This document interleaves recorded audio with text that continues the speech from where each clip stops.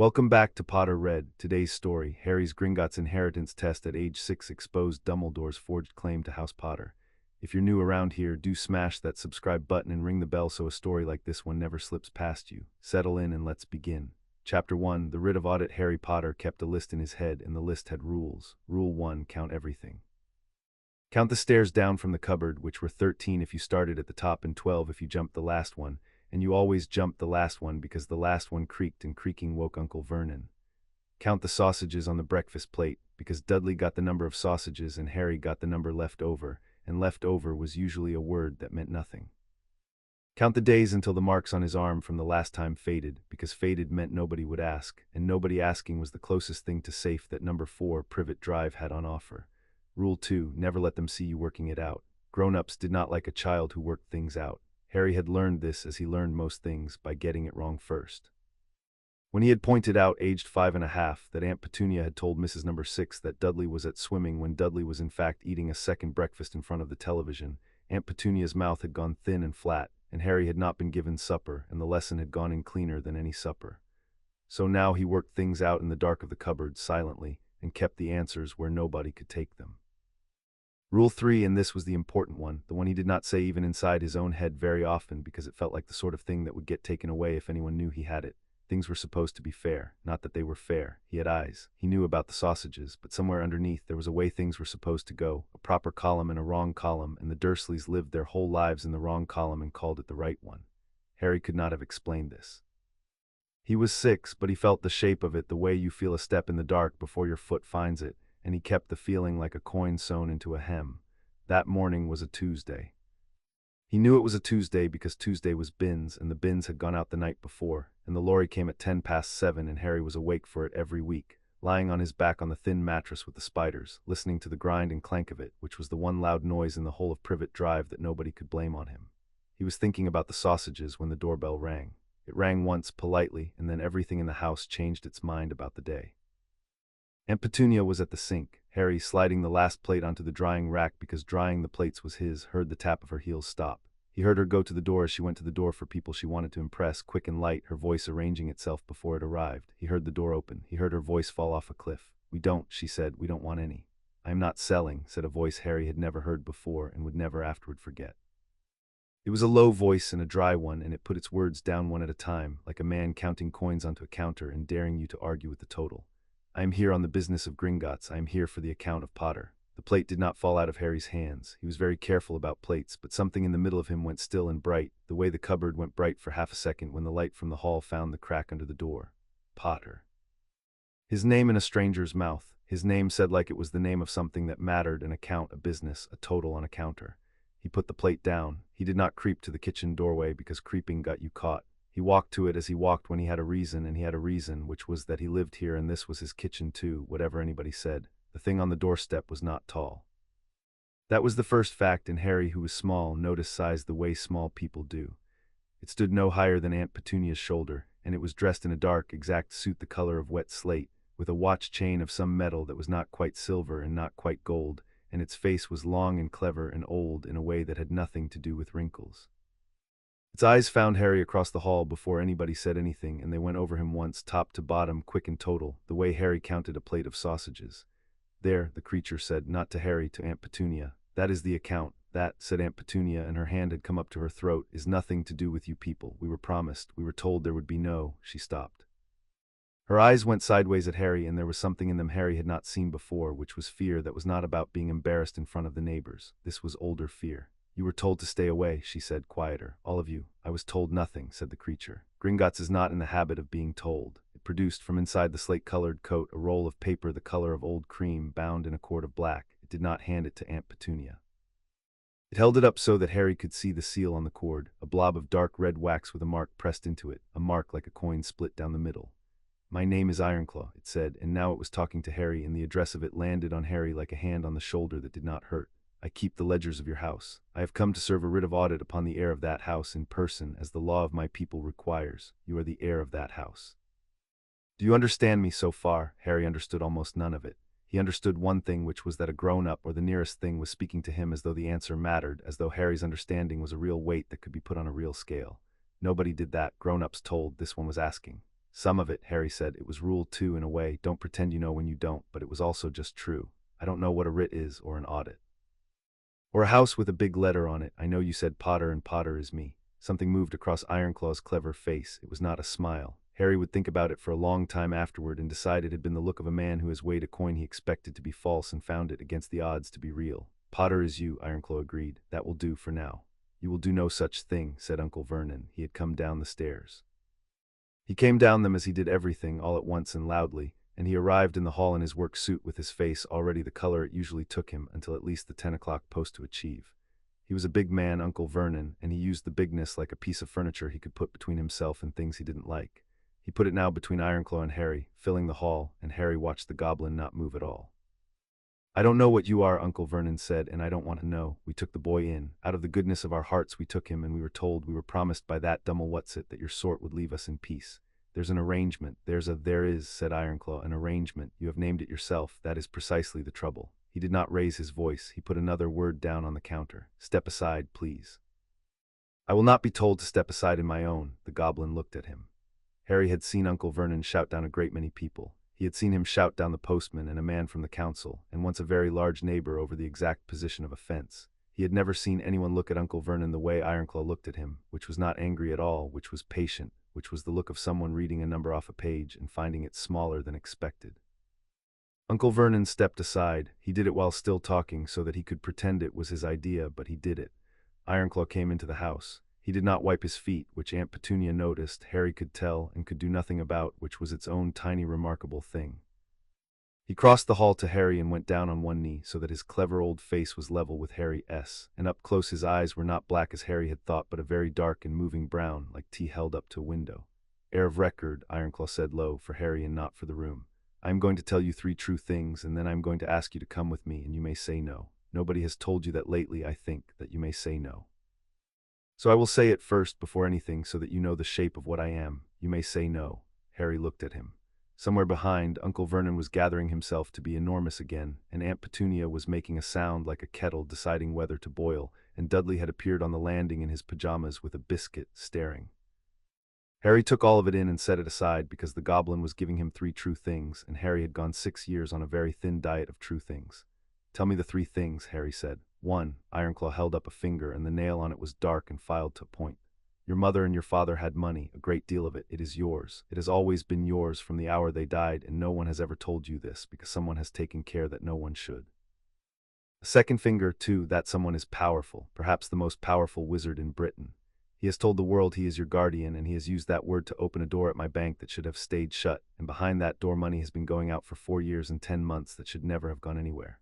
A third finger, 3. My people do not care whether wizards rob each other. It is, if I am honest, one of the small pleasures of our long acquaintance with your kind.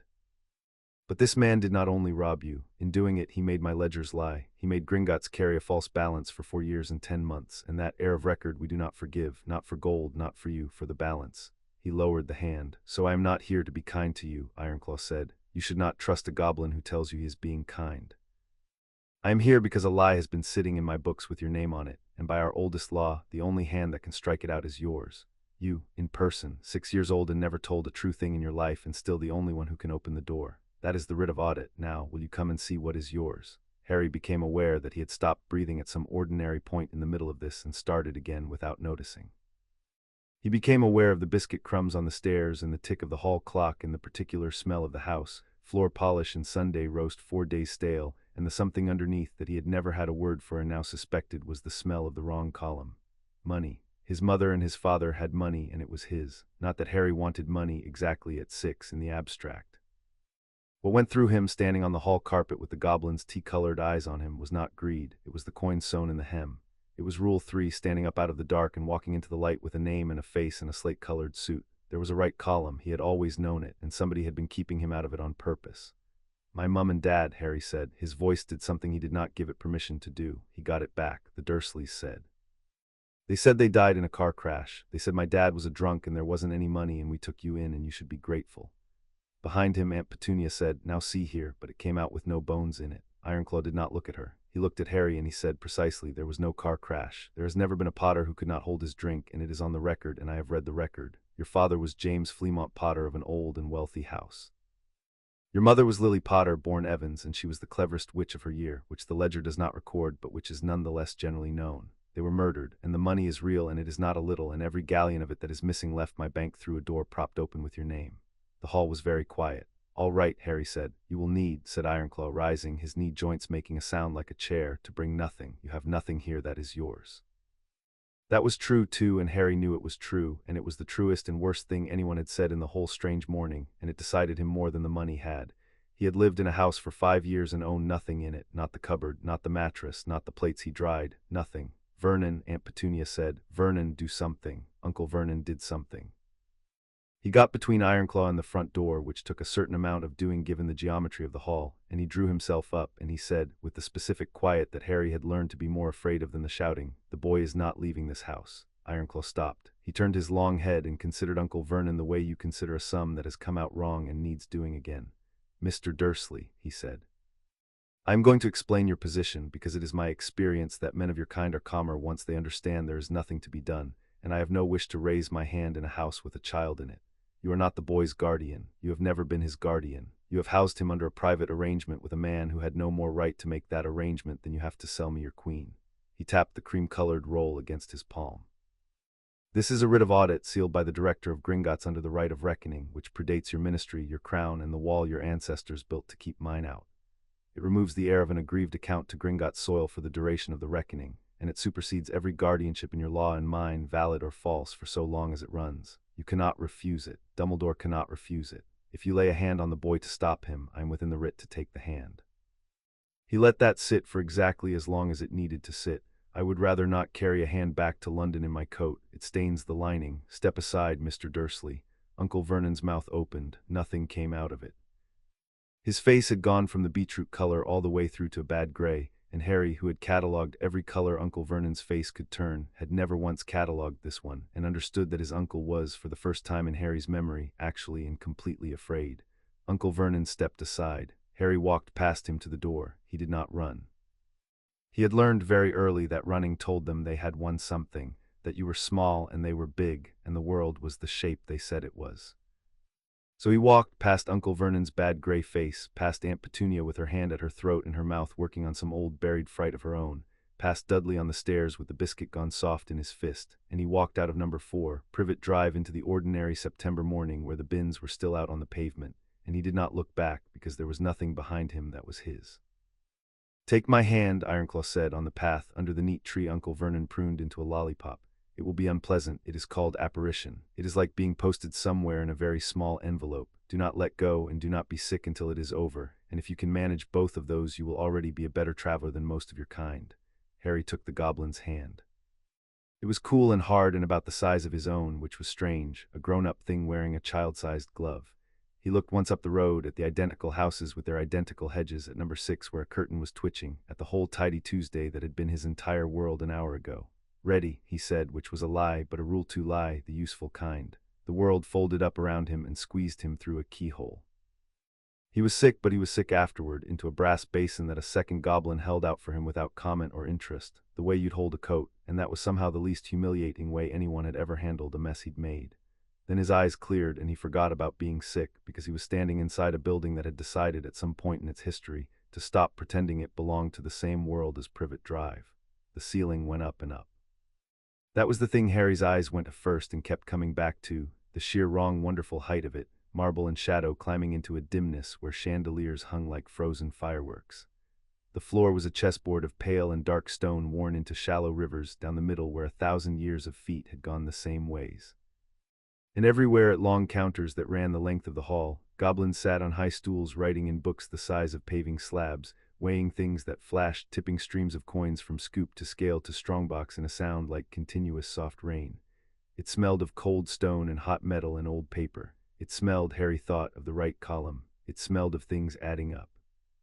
He was 6 and he had been hit and starved a little and lied to about a car crash, and he had never in his life been anywhere that mattered. And here he was standing in the middle of a place where everything mattered, where everything was counted, where the whole enormous business of the room was making sure that the number at the bottom was true. Something in his chest that had been clenched so long he'd stopped feeling it as clenching came, very slightly loose. Do not gawp, said Ironclaw, not unkindly steering him by the shoulder. It encourages them. Encourages who? Everyone. The goblin walked him down the length of the hall, past the counters, and the goblins on the stools looked up as he passed, one after another, a ripple of long, clever faces turning to track the small boy in the too big hand-me-down jumper being walked through the heart of the bank. Harry did not like being looked at. Being looked at in his experience was the front half of being in trouble, but this looking was different. This looking was the looking of the counting house weighing him, and under it Harry did the thing he always did, which was to stand up as straight as he could and give them a true number to weigh. He was small. He could not help the small, but he could help slouching, so he did not slouch. At the end of the hall a pair of doors stood in a frame of black stone carved all over with words in a language Harry couldn't read, and in front of the doors, on a stool higher than the others, sat a goblin older than Ironclaw, so old that his skin had the grain of a walnut and his eyes had gone the pale of river ice. He was not writing. He was simply sitting with his pointed hands folded on the head of a cane, and he watched Harry come the whole length of the hall without once blinking, and when Harry stopped in front of him the old goblin spoke, and his voice was the sound the doors would make. "Blood of Potter," the old goblin said. "You are late by 4 years, 10 months, and 11 days. We began to think the door would open only on a corpse. It has happened before with your kind. The heir dies of a fall from a broom or a fever or a helpful friend, and the door stays shut and the theft becomes a bequest." His pale eyes moved once over Harry, ice over deep water. "You are not a corpse." "No," Harry agreed. "Good," said the old goblin. "I am Marigrist. I keep the blood ledger. You will meet me again in the deep of this house, in a room where the truth is not a matter of opinion. But that is for the right, and the right is Marigrist's business, and this hour is Ironclaw's. Go up, heir of record, go up and be robbed to your face in figures, so that you understand what has been done to you. It is the only kindness this bank has to give, and we give it rarely and never for free. You will find the price on the last page." He unfolded one hand from the cane and made a gesture at the doors, and they opened on a stair going up. "Go." Ironclaw's office was a narrow, high room with a window of thick green glass that turned the London daylight into something underwater. There was a desk, and behind the desk a wall of drawers going up past where a ladder could reach, each drawer no wider than Harry's 2 hands, each labeled with a strip of that same unreadable writing. There were 2 chairs. The one for visitors was, Harry noticed, a proper-sized one, and beside it someone had set a wooden step, worn smooth on top, exactly high enough that a small person could climb into a big chair without being lifted. Harry looked at the step for a moment. Somebody had thought about a person his size sitting in that chair. Somebody at a bank 1,000 years old had at some point made a step for children. It was a stupid thing to notice, and he noticed it anyway, and it went into the good column, the very thin good column with a weight all out of proportion to its size. He climbed into the chair. Ironclaw took the other one and pulled toward him from the exact center of the desk where it had been waiting, a ledger. It was not large, as goblin ledgers went. It was bound in dark red leather gone almost black at the corners, and on the cover, tooled deep and filled with a dull gold that had not been polished in a long time, was that same mark from the wax seal, the coin split down the middle, and above it a single word Harry could read because it was his, Potter. "This," said Ironclaw, laying his pointed hand flat on the cover, "is the account ledger of your house, not the deep ledger. Marigrist keeps that, and it is older and it is worse in the sense that it cannot be argued with at all. This is the working book, every galleon in, every galleon out, every hand that touched the vaults for 11 generations. It does not lie, but a lie can be written in it if the hand that writes carries a false authority. That is what has happened, and you are going to help me prove it, because the book will not open to me the way it will open to you." He looked at Harry. "It needs your blood.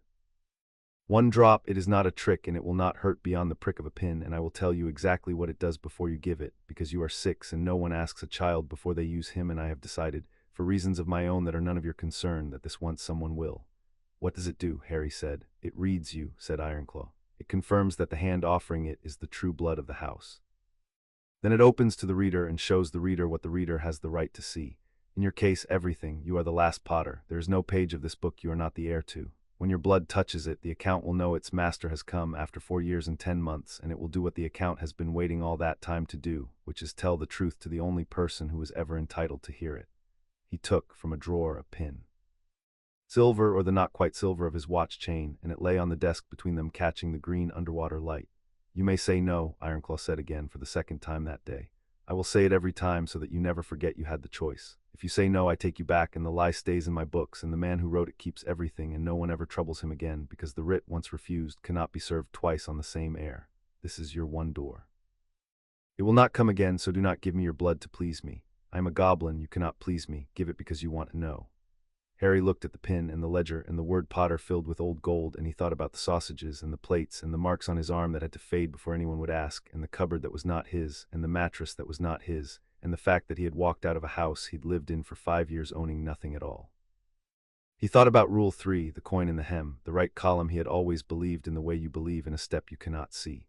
Somebody had spent 4 years and 10 months keeping him out of the right column on purpose with his own name and had made a bank 1,000 years old carry the lie. He wanted to know. He wanted to know more than he had ever wanted anything, more than supper, more than for the marks to fade, more than for it to be Saturday.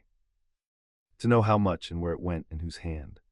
I want to know, Harry said and held out his finger. Ironclaw took his hand. The goblin's grip was steady and the pin was quick, a bright small sting on the pad of Harry's finger and then a bead of red coming up round and perfect, and Ironclaw did not touch it, did not guide it, only turned Harry's hand and held it over the open first page of the ledger and said, "Let it fall of itself, it must be your choice all the way down."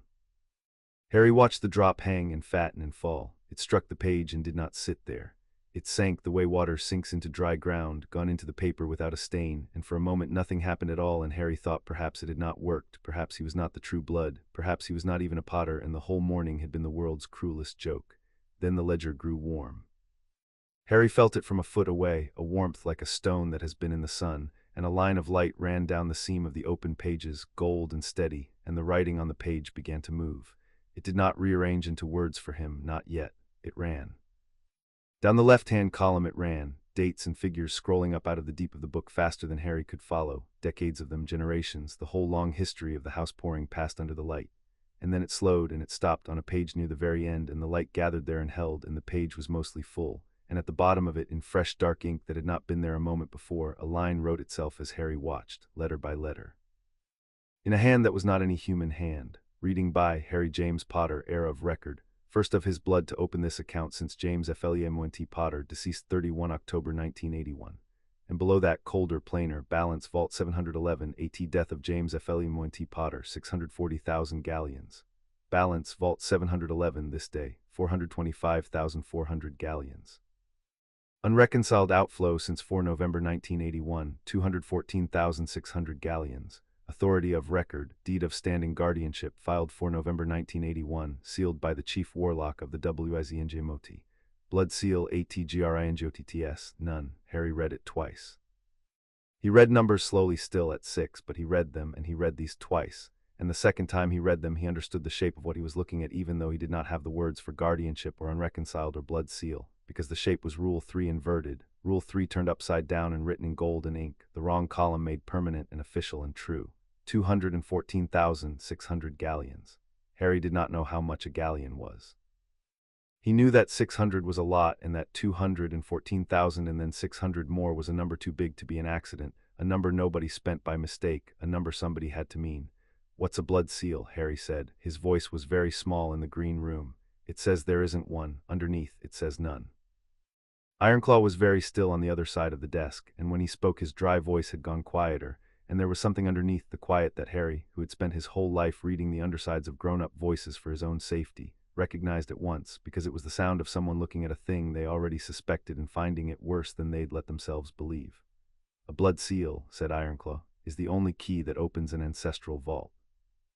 Not the trust vault the boy is given for his sweets and his school books. That is vault 687, and there is nothing wrong with 687. It is a proper little vault, and it has been properly kept. I mean vault 711, the old vault, the house vault, the one that holds 400 years of Potters." He put one pointed finger on the last line, the cold one, the one that said none. "To take a single galleon out of 711, the law of my people requires that the hand doing the taking be sealed to the house in blood, sealed here, on our soil, witnessed by a keeper. It cannot be done with paper, it cannot be done with a signature or a stamp or the grandest seal your ministry ever pressed into wax, blood or nothing." His finger did not move. "There is no blood seal on this account, heir of record, there has never been one. Your parents are dead and you are 6, and no living Potter has ever set a sealed hand to vault 711 in 4 years and 10 months. Harry looked at the line that said 214,600 galleons. "But it's gone," he said. "The money's gone. It says it's gone. 214,600. It went out of the vault that you can't open without blood, and there wasn't any blood." He looked up at Ironclaw and he asked the question the way a 6-year-old asks a question, straight down the middle, no manners on it, because it was the only question and it had to be asked. "So how did it get out?" Ironclaw looked at him for a long moment across the desk, in the green underwater light, with the warm ledger glowing between them and the wall of 1,000-year-old drawers climbing up behind him into the dark. "That," said the goblin, "is the writ of audit. That is the whole of it in one question, asked better by a child than by any solicitor I have suffered in 90 years of this desk. How did it get out?" He closed the ledger gently over the light and the warmth of it stayed in the room. There's only one way it could have got out. Someone stood at the door of Vault 711 with no blood seal and a piece of paper and told my bank that the paper was enough. And my bank, to its lasting shame, believed him. For 4 years and 10 months, galleon by galleon, my bank believed him, because the paper carried a name so large that no goblin at the low desks dared to weigh it, and the name pressed into the wax was the name of the man who signs the laws your whole world runs on. The chief warlock of the Wisengamot, your guardian, so the world is told, Albus Dumbledore. The name went through the office and did not leave. Harry had heard it once already that morning, out of Uncle Vernon's mouth, mangled into Dummel-what's-it, a name for a thing the Dursleys hated and would not explain. Now it stood up whole in the green light with a shape and a weight, and Harry, who had spent 6 years learning to read the exact size of the people who had power over him, understood that he had just been told the name of the biggest one yet, and that this one had reached into a vault he had never seen, in a bank he had never heard of, and had been taking his mother and his father's money out of it, galleon by galleon, since before Harry could walk, with a lie so large a whole bank had been afraid to weigh it.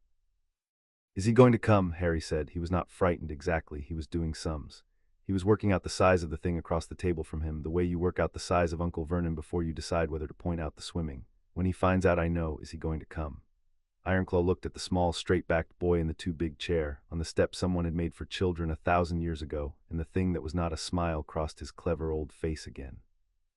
"Oh," said the goblin softly, "he's going to come. He's going to come the moment his wards tell him you have left the house he chose for you, which they will have done, I expect, at the instant we apparated from the path. He will come reasonable, he will come kind, he will come more powerful than anyone you have ever stood near, and he will have a good and gentle reason for every single galleon, and some of the reasons may even be true, and that is what will make him dangerous. Do not expect a monster heir of record, expect a grandfather. Expect the most persuasive man in Britain to sit across a table from a 6-year-old and explain, sadly and wisely, why the theft was for the best." Ironclaw stood and gathered the ledger under one arm, and his pale brown eyes held Harry's.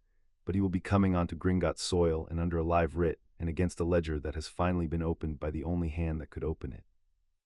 And on that soil, against that ledger, with that book on our side, he's not the most powerful thing in the room. The truth is, and the truth, Mr. Potter, is that House Potter has been robbed." "You keep saying house," Harry said. He had not moved from the chair. He was holding the pricked finger against his thumb, not because it hurt, but because it was the finger that had done the thing, and he wanted to keep track of it. "Like it's more than money. You said it holds 400 years of Potters." "You can't put people in a vault." Ironclaw paused with his hand on the door. "No," he said, "you cannot put people in a vault. You are cleverer than the average solicitor, and you have made the average solicitor's first mistake, which is to think a house is a pile of gold. It is not. The gold is the smallest part of it, and the part your grandfather could reach, which is why it is the part he took." He came a step back into the room. "A house in the old law is 3 things. It is the vaults, yes, which you have seen. It is the name, which cannot be taken and cannot be spent, and which you carry whether anyone tells you to or not, and it is the seat." "What's the seat?" "The Wisengamot," said Ironclaw, "is the high court and the parliament of your kind, and there are places in it that do not belong to a man but to a house and pass with the blood. House Potter holds one such place. It has held it for a very long time. And for 4 years and 10 months that seat has not sat empty, heir of record, which you might have expected. It has been voted, by proxy, by the same hand that pressed the same seal onto the same paper that emptied your vault. He let the drawer wall of the office loom behind that. So when I tell you that your grandfather has been robbing you, understand that the gold is only the visible robbery. He has also been sitting in your family's chair and speaking in your family's voice and casting your family's vote in the highest room in Britain on every law that has passed since before you could stand. That too is in the book, that too has no blood seal under it, and that too only you can strike out." Harry sat with that, a chair, a voice, a vote for years in a room he had never seen, cast in his name by a man he had never met. It was the biggest number yet, and it had no galleons in it at all. "Then let's go," he said, and climbed down off the step someone had made for children, and stood on the worn stone floor as straight as a boy his size could stand. He went to the door and held it, and the noise of the great hall came up the stair, the soft, continuous rain of coins being counted true. "Come," said Ironclaw, "the audit is open. There is a great deal that is yours, and a great deal to prove, and not very much time before the grandfather arrives. Let us go and count what he took before he comes to tell us why." Chapter 1 and Chapter 2. The blood ledger. The cart had no seat belt and no brakes that Harry could see, and it went down into the earth at a speed that would have made Uncle Vernon write to somebody. Harry loved it. He knew he was not supposed to. He knew that a serious person, a person on serious business, would sit very still and think about the 214,600 galleons, and Harry did think about them. In a corner of himself he kept the sums in. But the rest of him was 6, and the rest of him was in a runaway cart plunging through a cavern lit by torches that burned without smoke, past waterfalls that fell up as often as down, and the wind of the going pulled his too big jumper flat against him and took the words out of his mouth before he could decide whether to be dignified. And he gripped the iron rail and did not scream and did not laugh and held both of those inside him at once until they canceled out into something bright and enormous behind his ribs. Ironclaw sat beside him with the Potter ledger under one arm and did not appear to notice the speed at all. "Down," he said over the roar, "is where the true things are kept. Your kind keeps its true things at the top in towers where the light is. We keep ours at the bottom in the dark under the weight of the whole world. It is a difference of philosophy. Yours have a way of catching fire." They passed a lake so still and black it might have been a hole in the floor of the world, and the torchlight did not reach the far side of it, and Harry watched something long and pale move under the surface and decided on balance not to ask. The cart shot through an arch of black rock and the sound changed, opened out, and Harry understood that they had come into somewhere vast. The torches here stood in a double line that ran ahead into distance he could not measure, and between them the cart slowed and stopped of its own accord at the foot of a stair. The stair went up to a door, and the door was the size of a church. "The Hall of the Blood Ledger," said Ironclaw, climbing out and offering without comment a hand that Harry did not need but took anyway, because his legs had gone slightly to water from the cart, and he preferred not to advertise it. "There are 311 houses in Britain with blood old enough to be written in the deep book. Yours is the 41st oldest. I mention this not to flatter you. You will find when you go through that door that the book does not flatter anyone, and that it is a great relief, after a lifetime of your kind, to stand somewhere that will not lie to you even to be kind. Come. Marigrist is waiting, and Marigrist has been waiting since before your grandfather was born, and does not improve with more of it."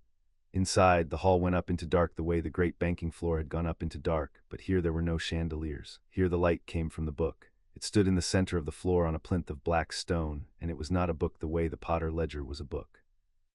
It was the size of a door laid flat, and it was open, and it was made, as far as Harry could tell, of pages that were also flames, thin sheets of something that burned and did not burn away, and the light of it went up and up in a slow column and lit the underside of a ceiling so high it was only a suggestion. Around the plinth the floor was inlaid with a great wheel of names in gold, hundreds of them, spiraling out from the center, and Harry saw, without being told, without being able to read most of it, that the names near the middle were the oldest and the names at the rim were the new, and that somewhere in the wheel, 41st from some beginning he couldn't find, was his. Marigrist stood at the book. He had come down from his high stool at the top of the world, and here in his own hall he seemed larger, though he had not grown, and his river-ice eyes had picked up the light of the burning pages so that they glowed faintly from within, and when he spoke the words came slow, and each one seemed to have been chosen a very long time ago and kept for this. "Blood of Potter," he said, "you have opened your working book upstairs in the light where the arithmetic is done. Good. That is the small truth, the truth of galleons, the truth a clerk can carry. Now you will come to the deep book in the dark where the arithmetic ends and the reckoning begins. Do you know the difference between arithmetic and reckoning, child?" "No," said Harry. "Arithmetic," said Marigrist, "is how much. Reckoning is what is owed. A clerk can tell you how much. Only the deep book can tell you what is owed and to whom and by whom, and the deep book has been waiting 4 years, 10 months, and 11 days to tell it, because the deep book cannot speak until the blood it belongs to comes and stands where you are standing and asks." His river-ice eyes held Harry. "So, ask." Harry looked at the burning book and the wheel of gold names and the goblin older than the wheel, and he did the thing he did, which was to go straight down the middle with no manners on it, because manners were for grown-ups who wanted you small. "What's mine?" Harry said. "All of it. I want to know what's mine, and I want to know what happened to it, and I want to know who did it, please." Something moved far back in Marigrist's ancient face. "That," he said, "is 3 questions, and they are the correct 3, and they are the 3 the deep book was made to answer. Kneel, Blood of Potter, not to me, to the reckoning, and give the book your hand." The right did not hurt. That was the first thing, and Harry held on to it because he had braced for hurt as he braced for most things, low in his belly out of habit. Marigrist took Harry's already pricked finger and pressed it to the open flame page of the deep book, and there was no pin this time and no bead of blood, only warmth, and then more than warmth, a heat that ran up his arm and did not burn, and the great burning book beneath his hand woke all the way up. The column of light broadened. The names on the floor brightened one after another, a wave running inward toward the center and then outward to the rim and back, and the whole hall filled with a low sound that Harry felt in his teeth and his chest and the soles of his feet, a sound like a bell rung once a very long way off and still arriving. And the flame pages began to turn.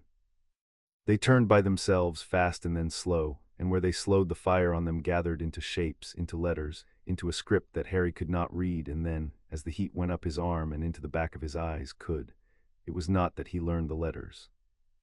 It was that the book, having his blood, decided he was allowed, and translated itself for him the way a grown-up crouches down to a child's height, and the words stood up out of the fire in his own language, and he read them, and this is what they said. House Potter, founded upon the marriage of blood and land in the reign of the 2nd Edward, 41st of the deep houses of Britain.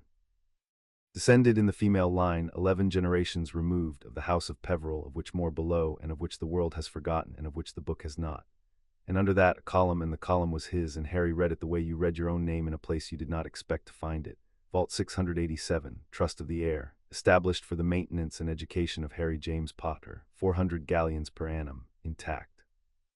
Untouched but for its lawful purpose. Vault 711, the House Vault, 640,000 galleons at the death of James Fleamont Potter. This day 425,400, see the reckoning. Vault 12, the heirloom deep, sealed by blood in the reign of the first Elizabeth and not opened since. Its key is the living blood of the house and no other, not breached, not breachable, waiting. Harry stopped at that one, not breached, not breachable, waiting.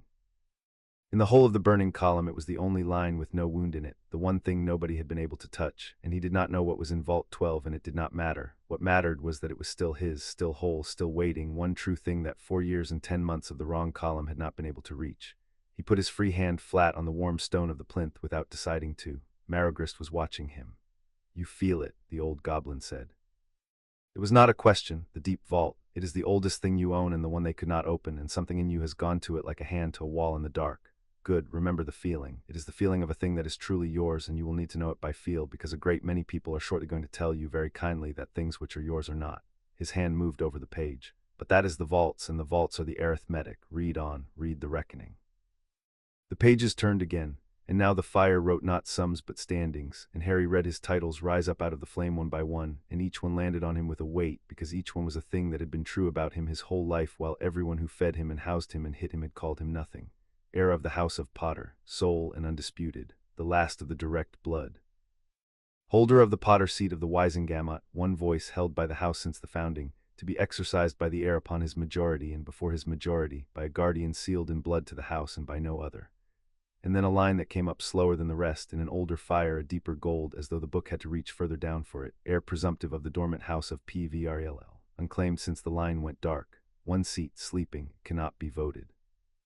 It cannot be proxied, it cannot be reached by any hand but the true blood standing in this hall, for it was sealed at the ending of that house against exactly the sort of man who would try. It waits, as Vault 12 waits. It has waited longer. Harry read the Peveril line 3 times. He did not understand most of the words in it. He understood one thing, and the one thing sat down inside him next to the feeling of Vault 12, because it was the same feeling. Here was a second thing nobody had been able to steal, and this one had been built on purpose to keep out a certain kind of man, a man who reaches for what is not his through the papers of the law, and the book had known that man would come again. 400 years ago the book had known, and had put one thing beyond his reach and set it to wait. Why couldn't he take that one, Harry said. His voice came out rough. He had not spoken in a while, and the right had done something to his throat. The Peveril one. He took the seat, you said, upstairs. He took the Potter seat. Why not this one too? Marigrist's glowing eyes did not blink. Because the Potter seat can be held by a guardian in trust for a child, he said. The law allows it, so that a house with a living heir too young to speak is not silenced in the high court. It is a mercy in the law, and your grandfather found the mercy and climbed through it. But the Peveril seat has no such mercy. When that house ended, its last blood sealed the seat so that it could pass only to a living descendant standing in this hall and asking for it in his own voice, and to no guardian, no proxy, no regent, no friend of the family, no chief warlock, no one ever on any paper for any reason. It cannot be taken because it cannot be given. It can only be claimed. He paused. You could claim it now tonight. The blood is right and the hall is open, and I stand here as keeper and witness. You could walk out of this room the holder of 2 seats, one of them awake for the first time in 300 years. No, Harry said. Ironclaw at the edge of the light went very still. No, said Marigrist, not tonight. Harry took his hand off the plinth and looked at it, the finger with the fading pinprick, the small, ordinary hand that had opened all of this. I don't even know what a Wisengamot is, not really. You keep saying it and I keep not knowing. If I claim a thing I don't understand, then I'm doing the thing he did, taking a seat I've got no business sitting in yet. He looked up at the ancient goblin. I want the Potter one back because it's mine and he stole it, that I understand. The other one, the sleeping one, I'll leave sleeping till I'm big enough to know what it's for. It waited 300 years. It can wait for me to grow up. The hall was quiet but for the low, still-arriving bell of the book. Ironclaw, said Marigrist without turning his head. How old is he? 6, said Ironclaw. 6 years, 1 month, and 3 days. 6, Marigrist repeated. He looked at Harry for a long moment, and the fire of the pages moved in his river-ice eyes. In 400 years of this hall, blood of Potter, I have offered a sleeping seat to 11 claimants, grown men, all of them powerful, educated. Each one reached for it before I had finished the sentence. He inclined his old head slow, the way a great stone might if it decided to bow. You are the first to leave it sleeping. The book has noted it, so have I now stand. There is one more thing the reckoning has to show you, and it is the worst thing, and you asked for it. You asked what happened to it and who did it. Stand and read the provenance. The provenance was not a column of what Harry owned. It was a map of what had been done, and the deep book laid it out in fire across 2 pages the width of a table. A chain of dates going down the left, and beside each date the hand that had acted and the thing it had done. And Harry stood over it and read his own life reconstructed from the outside, from the ledger's cold and burning point of view, and it was like being shown a photograph of a room he had lived in all his life and never once seen from the doorway. 31 October 1981. Death of James Fleamont Potter and Lily Potter, born Evans. The house passes to the heir Harry James Potter, aged 15 months. The seat falls dormant to be held in trust. The vaults seal themselves, as is the law, awaiting a guardian sealed in blood. Harry read that line twice. The vaults seal themselves, awaiting a guardian sealed in blood. So they closed, he said, when my mum and dad died. The vaults closed on their own, and they were supposed to stay closed until somebody with the right blood came and did the blood thing. That's what it means. That is exactly what it means, said Marigrist. The book protects the orphaned house. It always has. The vault seals itself, and it waits, and it opens for one of 2 hands, the heir, grown, or a guardian, sealed in this hall in blood before witnesses of my people. It waits for the right hand. It is very patient. Read what came for it instead. 4 November 1981, 3 days after, filed at the Ministry of Magic a deed of standing guardianship naming Albus Percival Wulfric Brian Dumbledore magical guardian of the heir. Sealed with the seal of the chief warlock of the Wisengamot, presented to Gringotts as authority over the house. Blood seal ATGRINGOTTS, none applied for, none granted, none held. 3 days, Harry said. His voice had gone flat, the way it went when he was working very hard at not doing anything with his face, because doing something with your face was how they knew they'd got you. My mum and dad were dead 3 days, and he'd already filed a paper to be my guardian. 3 days, 3 days, Ironclaw said from the edge of the light, and his dry voice had the quiet under it again. A grieving man does not draft a deed of standing guardianship in 3 days, heir of record. A grieving man cannot find his own shoes in 3 days. That paper was ready. Perhaps not that paper, but a paper. He knew before your parents were cold that he would need the authority, and he had the words for it to hand. Keep that. It is not proof of anything a court will hear, but keep it. It tells you what kind of man moves that fast toward a thing he says he never wanted. Harry kept it. He put it in the corner where the Sums lived, and he read on because the fire had more. 6 November 1981, 2 days after the deed, order of the chief warlock sealing the last will and testament of James Fleamont Potter and the last will and testament of Lily Potter for the security of the heir. The wills are removed from probate. They are not read. They are not executed. No cause is entered in the register of the Wisengamot clerk. No date of expiry is set. The seal is indefinite and personal to the chief warlock. Harry stood very still over that one. He did not understand all the words. He did not know what probate was or a register or what it meant for a seal to be personal to a person. But he had spent 6 years learning to read the exact shape of a thing being hidden, because things being hidden was the weather of number 4 Privet Drive, and he knew the shape of this one as he knew the creak of the 13th stair. He hid the wills, Harry said. My mum and dad wrote down what they wanted, what to do with me, where I should go. And 2 days after he made himself my guardian, he put their wills in a drawer and locked it, and there's no note in the book saying why, and no note saying when to unlock it. So nobody's ever read what my mum and dad wanted, for 4 years and 10 months, because the one man who wasn't supposed to be able to touch it was the one man who could lock the drawer. He looked up and the fire of the book was in his eyes, and Ironclaw would say afterward to Ragnarok that in that moment the child had not looked 6. That's why the numbers are wrong upstairs, isn't it? The wills say who's really supposed to look after me and look after the money, and if anyone read them, everyone would know it wasn't him. So he locked the wills, and he kept the paper that said he was my guardian, and then he opened the vault that was supposed to stay closed. Read the last line, said Marigrist very quietly, and then you will have asked all 3 of your questions and had all 3 answered, and you will be, whether you wished it or not, the only person alive who knows the whole of it. 2 December 1981, 26 days after the deaths, first withdrawal from Vault 711 under the authority of the deed of standing guardianship. 12,000 galleons, purpose entered, estate securement, no blood seal. The vault, which had sealed itself against exactly this, is opened by the presentation of paper and a name too large to weigh. Thereafter, and continuing to this day, 214,600 galleons, in disbursements great and small, out of a vault that never once saw the blood it was sealed to require.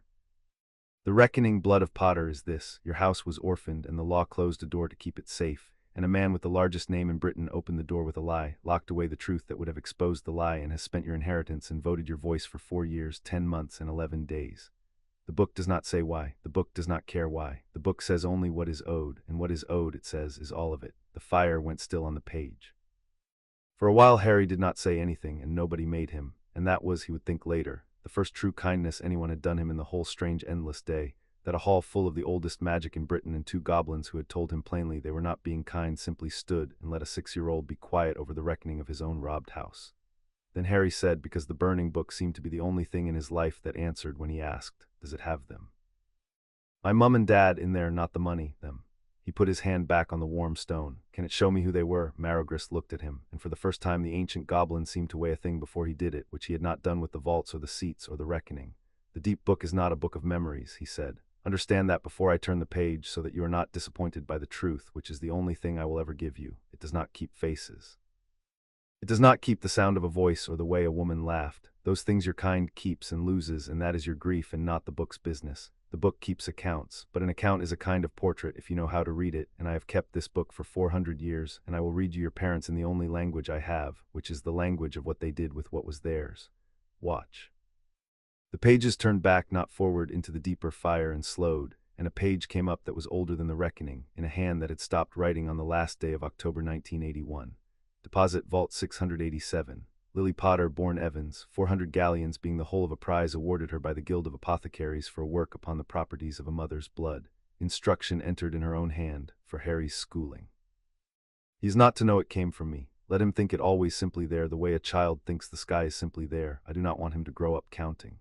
Harry read it and read it again, and something happened in his chest that had no name he was willing to give it. "She didn't want me to count," he said, very low. "That's the whole thing I do. I count everything. I've counted since before I can remember." He did not look up from the fire. "She set it up so I wouldn't have to. And then he locked it in a drawer, and I grew up counting sausages." "Read your father," said Maragris, and turned the page. Withdrawal Vault 711, James Fleamont Potter. Sums on 11 occasions across the war entered to no name and no purpose, each with the same instruction in his own hand. "Ask me no questions. If I do not come back to answer them, ask my son when he is a man, and tell him his father spent his house keeping other people's children out of the ground. He'll understand. He's a Potter. We are useless at keeping ourselves safe and very good at the other thing." The fire held that, and Harry stood over it, 6 years old, and read a father he could not remember telling him across 5 years in a locked drawer that he would understand. "He gave it away," Harry said, "some of it on purpose to keep other kids safe." He pressed his hand flatter to the stone. "That's different. That's not the same as what got stolen. He chose that. Nobody chose the stealing except the man who did it." He looked up at last, and his eyes were wet, and he did not wipe them, because wiping them was a thing you did when you were ashamed, and he was not ashamed of these.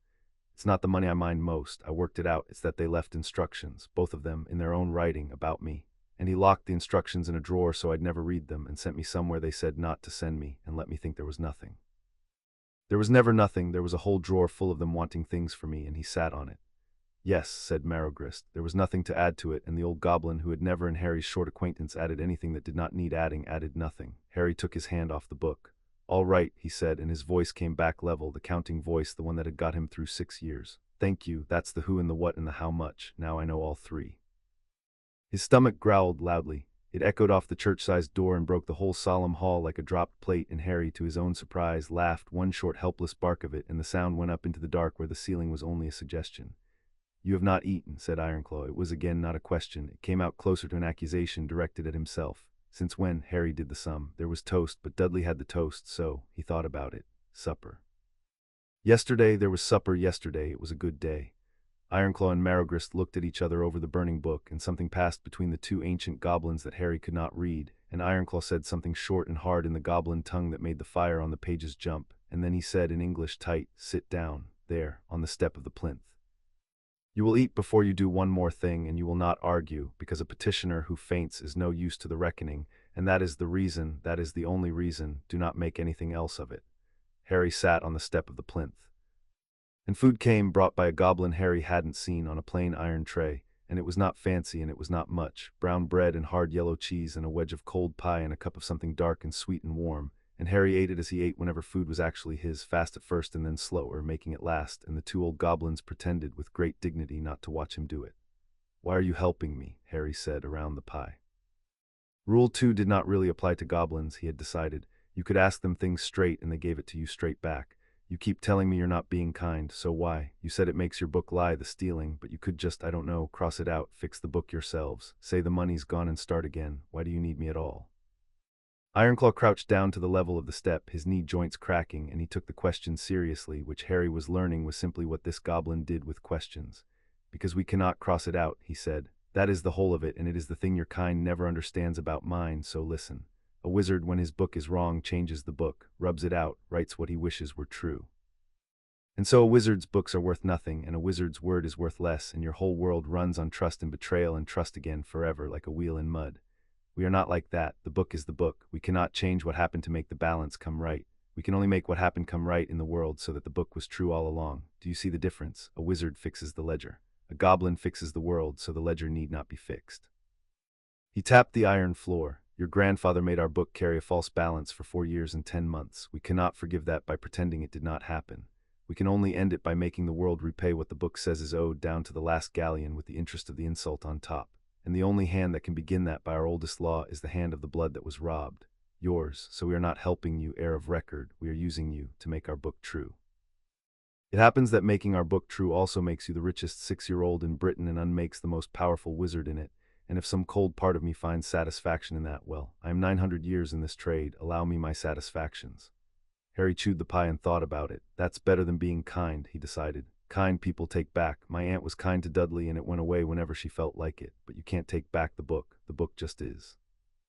He swallowed. I'd rather be useful to something that can't change its mind than be loved by somebody who can. Love goes away, I've watched it go away, the book won't. He finished the crust. Is that a sad thing to think? Aunt Petunia would say it's a sad thing to think. Your aunt, said Ironclaw, has been wrong about everything else. I would not start trusting her on the deep questions now. He looked at the boy for rather a long time.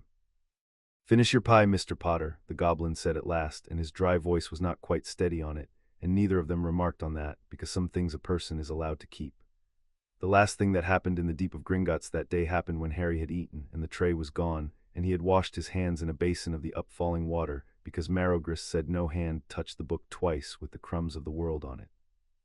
A door opened at the far end of the hall, small in that vastness, and through it came a goblin Harry had not met, and the moment he came in Ironclaw and Marogrist both straightened, and Harry understood, before a word was said, that this was the one they answered to. He was not old like Marogrist or dry like Ironclaw. He was compact and hard and moved like something wound very tight, and he wore no watch chain and carried no cane, and his eyes when they found Harry were flat and quick and utterly without warmth, and Harry, who had made a study of the eyes of people with power, found in them no cruelty either, which was somehow worse, because cruelty at least wanted something from you. I am Ragnarok, the goblin said. I direct this bank. I do not usually come down to the deep book for reading. I have come down for yours because your reading has in the last hour become the most expensive event in this branch in 40 years, and I like to look at expensive events with my own eyes. He crossed the wheel of golden names without appearing to notice he was walking on the names of 300 houses, and he stopped in front of Harry and looked down at him, flat and quick. Marogrist, is the blood true? True, said Marogrist. The truest reading I have witnessed in this hall in 100 years. He left the Peveril seat sleeping. Something flickered in Ragnarok's flat eyes, gone before Harry could name it. Did he? Said Ragnarok. How inconvenient. It would have been tidier if he had grabbed. A grabbing heir is a simple client. A grabbing heir wants more than he is owed, and a client who wants more than he is owed can always be managed, because his greed is a handle. This one appears to want exactly what he is owed, and not one splinter beyond it. He said it the way a man reports a fault in a machine. That is much harder to manage. That is a client who will still be standing when the bribes and the threats have all been spent. Marogrist, you sound as though you approve of him. Do not approve of clients. It clouds the arithmetic. He looked back at Harry. You have understood, I think, most of what has been shown you tonight, so you will understand this. As of the moment your blood opened the working book upstairs, you ceased to be a child that a great many powerful people could quietly ignore, and became a petitioner of record before Gringotts under a live writ of audit in a matter of fraud against a deep house. That is a thing that has not happened in Britain in your lifetime or your parents' lifetimes or theirs. It cannot now be unhappened. The book has recorded it. There is no drawer I can lock it in. His flat gaze did not waver. And at the same moment, roughly, a set of wards on a house in Surrey will have told a certain man that his ward has left the protection he chose for him, by means those wards could not stop and cannot trace, into the one place in Britain his authority does not run. He knows you are gone. Within the day he will know or guess where, and then he will come here onto my soil and ask, very reasonably, for his ward back, and I will have to decide whether to hand you to him. The hall was very quiet. Will you? Harry said. That depends, said Ragnarok, entirely on the arithmetic. He turned, the interview evidently over in his own mind. You are worth more to this bank as a petitioner who ruins Albus Dumbledore than as a child I can return for a quiet fee and a favor owed. Today, this week, but arithmetic changes, boy. It changes with every move he makes and every ally he calls and every threat he can bring to bear on the standing of my nation. So do not mistake the writ for love, and do not mistake me for your friend. I am your interest. For exactly as long as our interests point the same way, you have the whole weight of Gringotts at your back, which is a heavier thing than any wizard has ever had at his. The hour our interests part, you will have a bank, and a bank is not a friend, and I will tell you so to your face on the day, because I will not have it said a goblin lied to a child even in leaving him. He paused at the edge of the light. Ironclaw, keep him below tonight. He does not go up to the light, and he does not go back to Surrey, and no owl and no flue and no phoenix reaches him on my stone. Tomorrow the wizard comes. Let him find his ward exactly where his authority ends and mine begins, and let him understand from the geography alone that the arithmetic has changed. He went out through the small door, and it shut behind him, and the burning book stood alone in the dark, throwing its slow column of light up into a ceiling too high to see, and Harry sat on the step of the plinth of the oldest magic in Britain, fed for once and robbed and no longer ignorable, and worth for tonight the whole weight of a bank 1,000 years old for exactly as long as the sums held. Ironclaw, he said, heir of record, tomorrow, when he comes. Harry looked at the flame pages, at the wheel of names, at the one line in all of it that had said not breached, not breachable, waiting. What do I say to him? Ironclaw sat down on the step beside him, an old goblin and a small boy at the foot of the reckoning of a house, and he was quiet for a moment, and then he said, You say nothing you have not weighed. You let him talk because he is the finest talker in Britain, and he cannot help but show you the shape of what he wants by the shape of what he says. And when he has finished being kind and wise and sorry, you ask him one true thing in your own voice the way you ask everything. One, and you watch what a man that large does when a child that small asks him a question he cannot answer without lying to a goblin standing next to a book that cannot be lied to. The goblin's tea-colored eyes caught the fire. You have been asking the correct questions all day, Mr. Potter. Ask him the correct one. The book and I will do the rest. Chapter 2 and Chapter 3. The sealed wills. Harry woke in a room with no window and did not, for the first heartbeat, know where the ceiling had gone. Then he remembered. The cart, the burning book, the reckoning, the pie. He was underground in Gringotts in a small square chamber cut from the living rock, and someone had given him a real bed with real blankets that smelled of cold stone and cedar, and he had slept in it the whole night through, which was a thing that did not happen at Privet Drive, where sleep came in pieces you had to defend. He lay still and took an inventory, which was rule one applied to himself: 10 fingers, 2 feet, no new marks because nobody had been near him with a reason. A stomach that was, remarkably, not empty. He had slept 9 hours in a locked room in a bank full of creatures who had told him plainly they were not his friends, and he had slept better than he ever had in the house of the family who were supposed to love him. He turned that over and decided it told him something true about love and something true about locked rooms, and he was not yet sure he liked either lesson. There was a basin of water and a hard cake of soap and a folded set of clothes his size, plain and gray and clean, and Harry washed and dressed and did not put the old too-big jumper back on, and folded it instead and set it on the end of the bed, because it was not his either when he thought about it. It was a cast-off of Dudley's, and he was done wearing things that were only his because nobody else wanted them. He sat on the edge of the bed a moment before he went out, and did a thing he had not done in years, which was to say his parents' names to himself, out loud, quietly, to see how they sat. James, Lily. Yesterday they had been a car crash and a drunk and a debt he owed the Dursleys. This morning they were a will he had not yet read, and a woman clever enough to win a prize, and a man who gave his gold away to keep other children out of the ground. He did not have faces for them. He had accounts and instructions and one line of fire that said he had been wanted. It would have to be enough to be going on with. He stood up. Ironclaw was waiting in the corridor. He looked at Harry in the gray clothes and said nothing about them, which Harry understood to be the goblin's way of saying a great deal. He is not here yet, Ironclaw said, walking. The torches lit as they came to them and dimmed behind, but he will be. A phoenix came to the front doors at first light, carrying a letter to the director, very courteous, requesting an audience on a matter of urgent personal concern. Ragnarok has not yet replied. Ragnarok is letting the letter sit on his desk unanswered, because a letter left unanswered tells a man exactly how much his courtesy is worth to you, and Ragnarok wishes your grandfather to arrive already knowing the answer is not much. He turned a corner. We have perhaps 2 hours. I intend to spend them making you dangerous. Come, there is a will to read. 2 wills, said Ironclaw, in a reading room deeper than his office and older, a round chamber with a single black table and a single lamp and shelves of sealed boxes running up into the dark. The world believes there is one set, sealed at the ministry by your grandfather's order. The world is, as usual, half informed. There is one set at the ministry, yes, locked in a drawer these 4 years and 10 months. But an ancient house does not trust its last testament to the ministry alone. It never has. When your father came of age and took up the Potter seat, he did what every Potter before him did on that day. He lodged a second will here at Gringotts, sealed in blood, in a box that opens only for the executor he named or for the heir grown or under the writ of audit. Your grandfather could seal the ministry copy. He could not touch this one. He does not know it exists.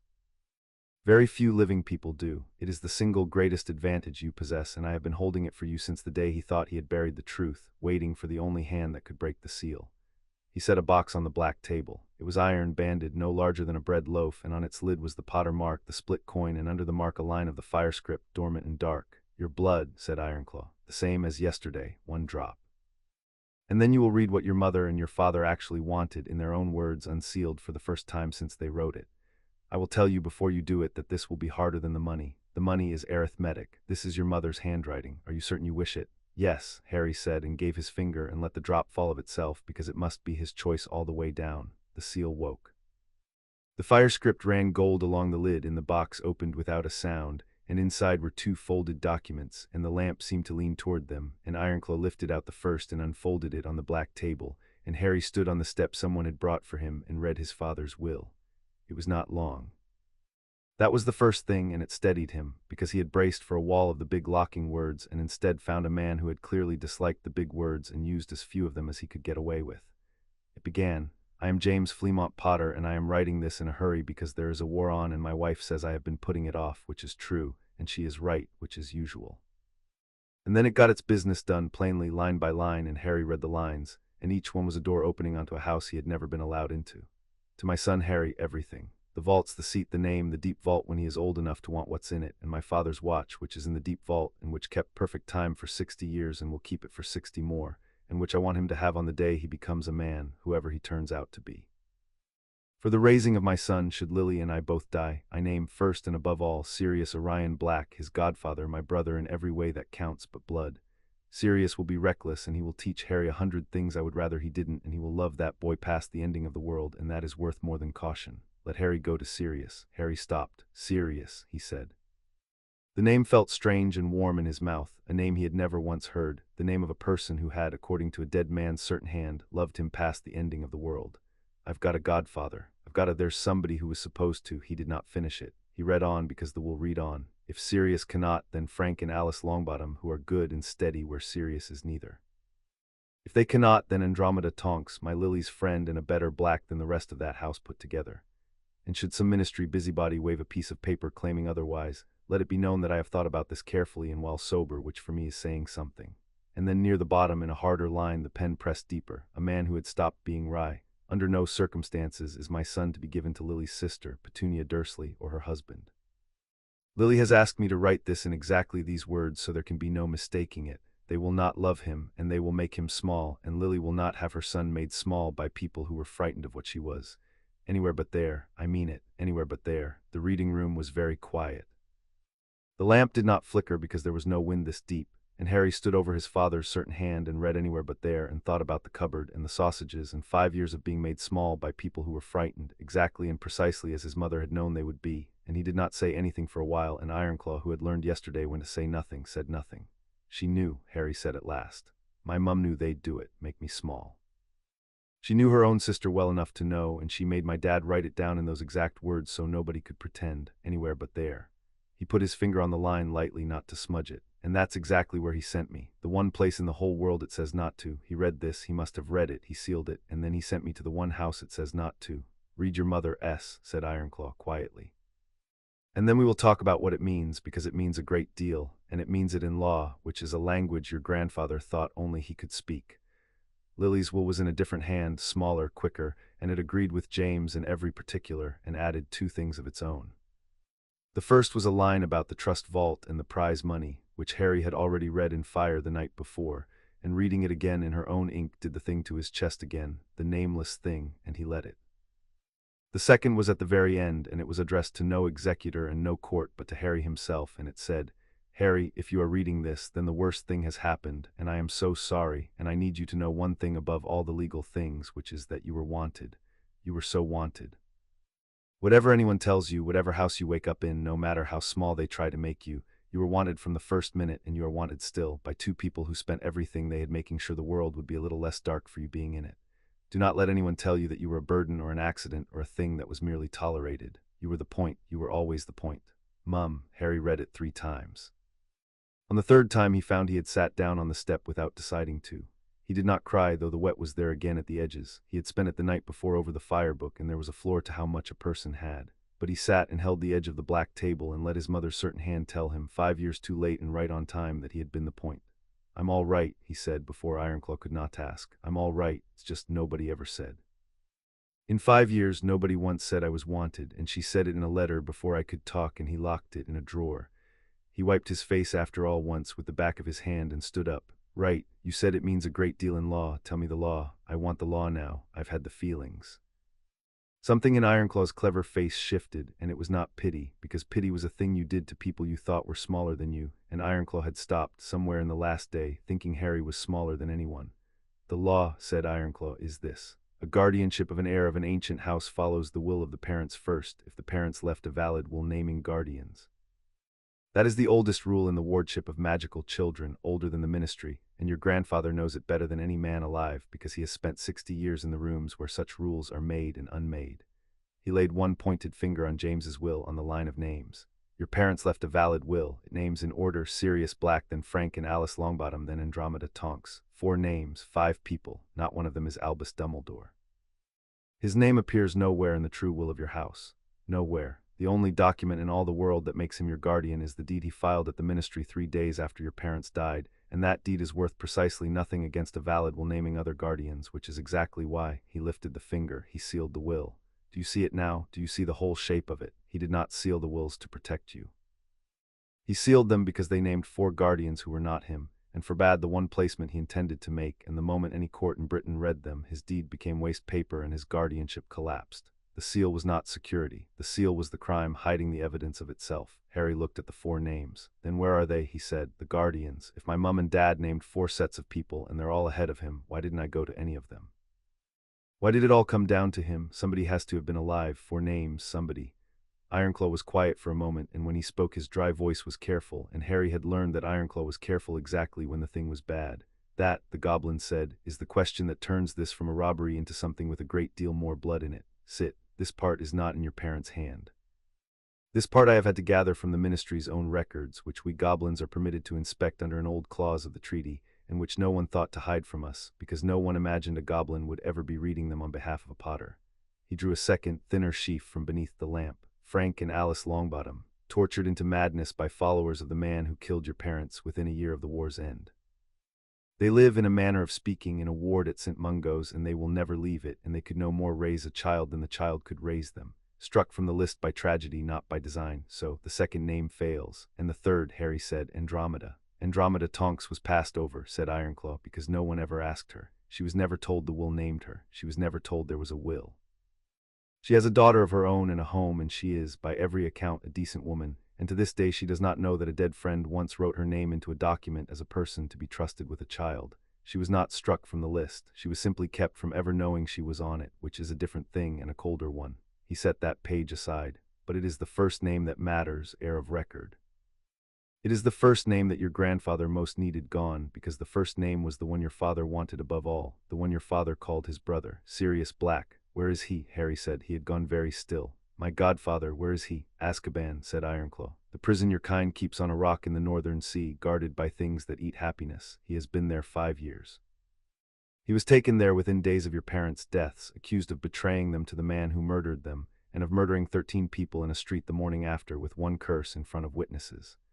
The goblin let that sit. "That is the charge. That is what the world believes and what your grandfather believes, and I will not tell you it is false, because I do not know that it is false, and I will not lie to you even to give you a godfather.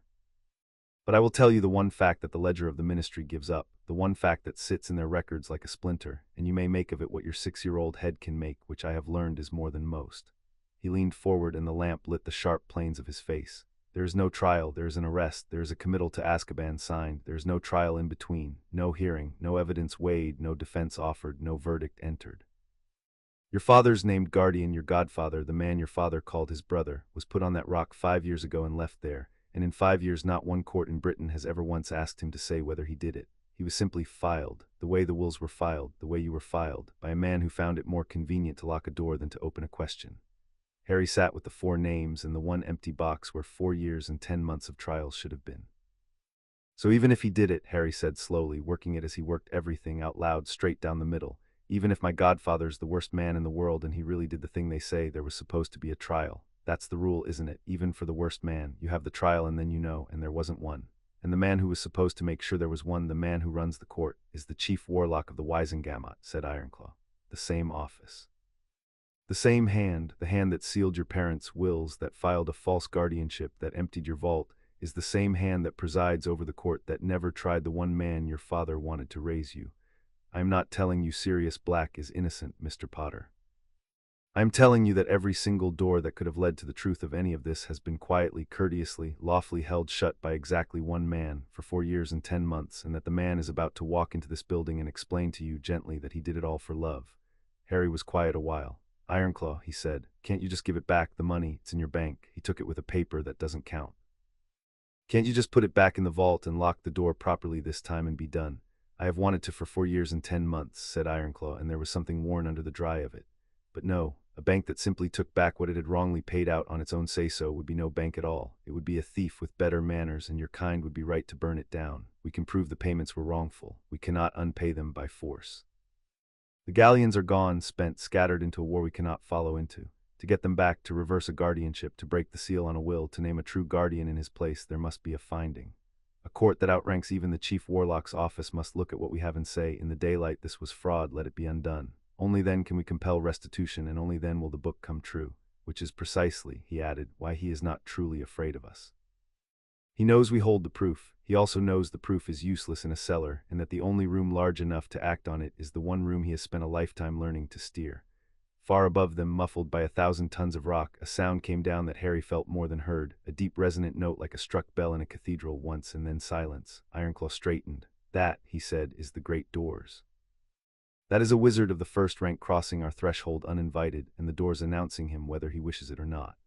He gathered the wills, folded them, returned them to the iron box, and the box sealed itself dark. He has grown tired of his letter sitting unanswered. He has come to collect his ward in person. Stand up, heir of record. Put your mother's letter somewhere behind your eyes where he cannot reach it. And remember what I told you. Let him talk. Weigh everything. And when he is done, ask him one true thing in your own voice. They did not take Harry up to the great hall. Ragnock had chosen the room, and the room was a chamber off the deep, square and plain, with a long table of black stone and a chair at each end, and torches that did not flatter anyone, and Ragnock himself standing against the far wall with 2 other goblins Harry did not know, and Ironclaw beside Harry's chair, and the whole arrangement of it said before anyone spoke that this was not a place where a visitor was a guest. The door opened and Albus Dumbledore came in, and Harry looked at the most powerful wizard in Britain for the first time. He was old and tall, and he did not fill a room the way Uncle Vernon filled a room, by pushing the walls. He filled it the other way, by making everything in it seem to lean very slightly toward him, the torchlight in the air and the attention, all of it tilting his way without being told to. He had a long silver beard and half-moon spectacles, and robes the color of a night sky just after the last light, and his face was kind, genuinely kind, seemed with a kindness that had been practiced so long it had become the truth of the face, and his eyes behind the spectacles were blue and tired and terribly, terribly attentive, and they found Harry at the far end of the table and rested on him, and something moved behind them that Harry could not read and did not like not being able to read. Harry, Dumbledore said, and his voice was warm and low and sorrowful, and it made the name sound like the answer to a long worry. Oh, my dear boy, I have been so very frightened for you. He did not sit. He stood behind the empty chair at the far end and put his old spotted hands on its back, and he looked down the length of the black table at a 6-year-old in plain gray clothes, and the room held its breath, or would have, if goblins breathed the way that mattered. I will not pretend, Dumbledore said to the room, to Ragnock, to all of them, to be pleased by the manner of this. A writ served on a child at dawn without notice to his guardian, frightening for him, I should think. His blue eyes returned to Harry. Were you frightened, Harry? You need not have been. Whatever you have been told here, whatever figures you have been shown, I want you to understand that everything that has been done concerning you these 5 years has been done to keep you alive. Not comfortable, I make no defense of comfortable. Alive, there is a difference, and it is the difference I have spent my life learning, and I had hoped you would never have to. Director Ragnock, he went on, and his voice changed, not louder, only firmer, a man moving from the personal to the procedural. I am here to collect my ward. I hold a lawful deed of guardianship, filed with the ministry and unchallenged for 5 years. I am aware that Gringotts asserts a writ. I am aware that on your soil your law runs. I have not come to dispute that or to make threats which would be both discourteous and, between us, ineffective.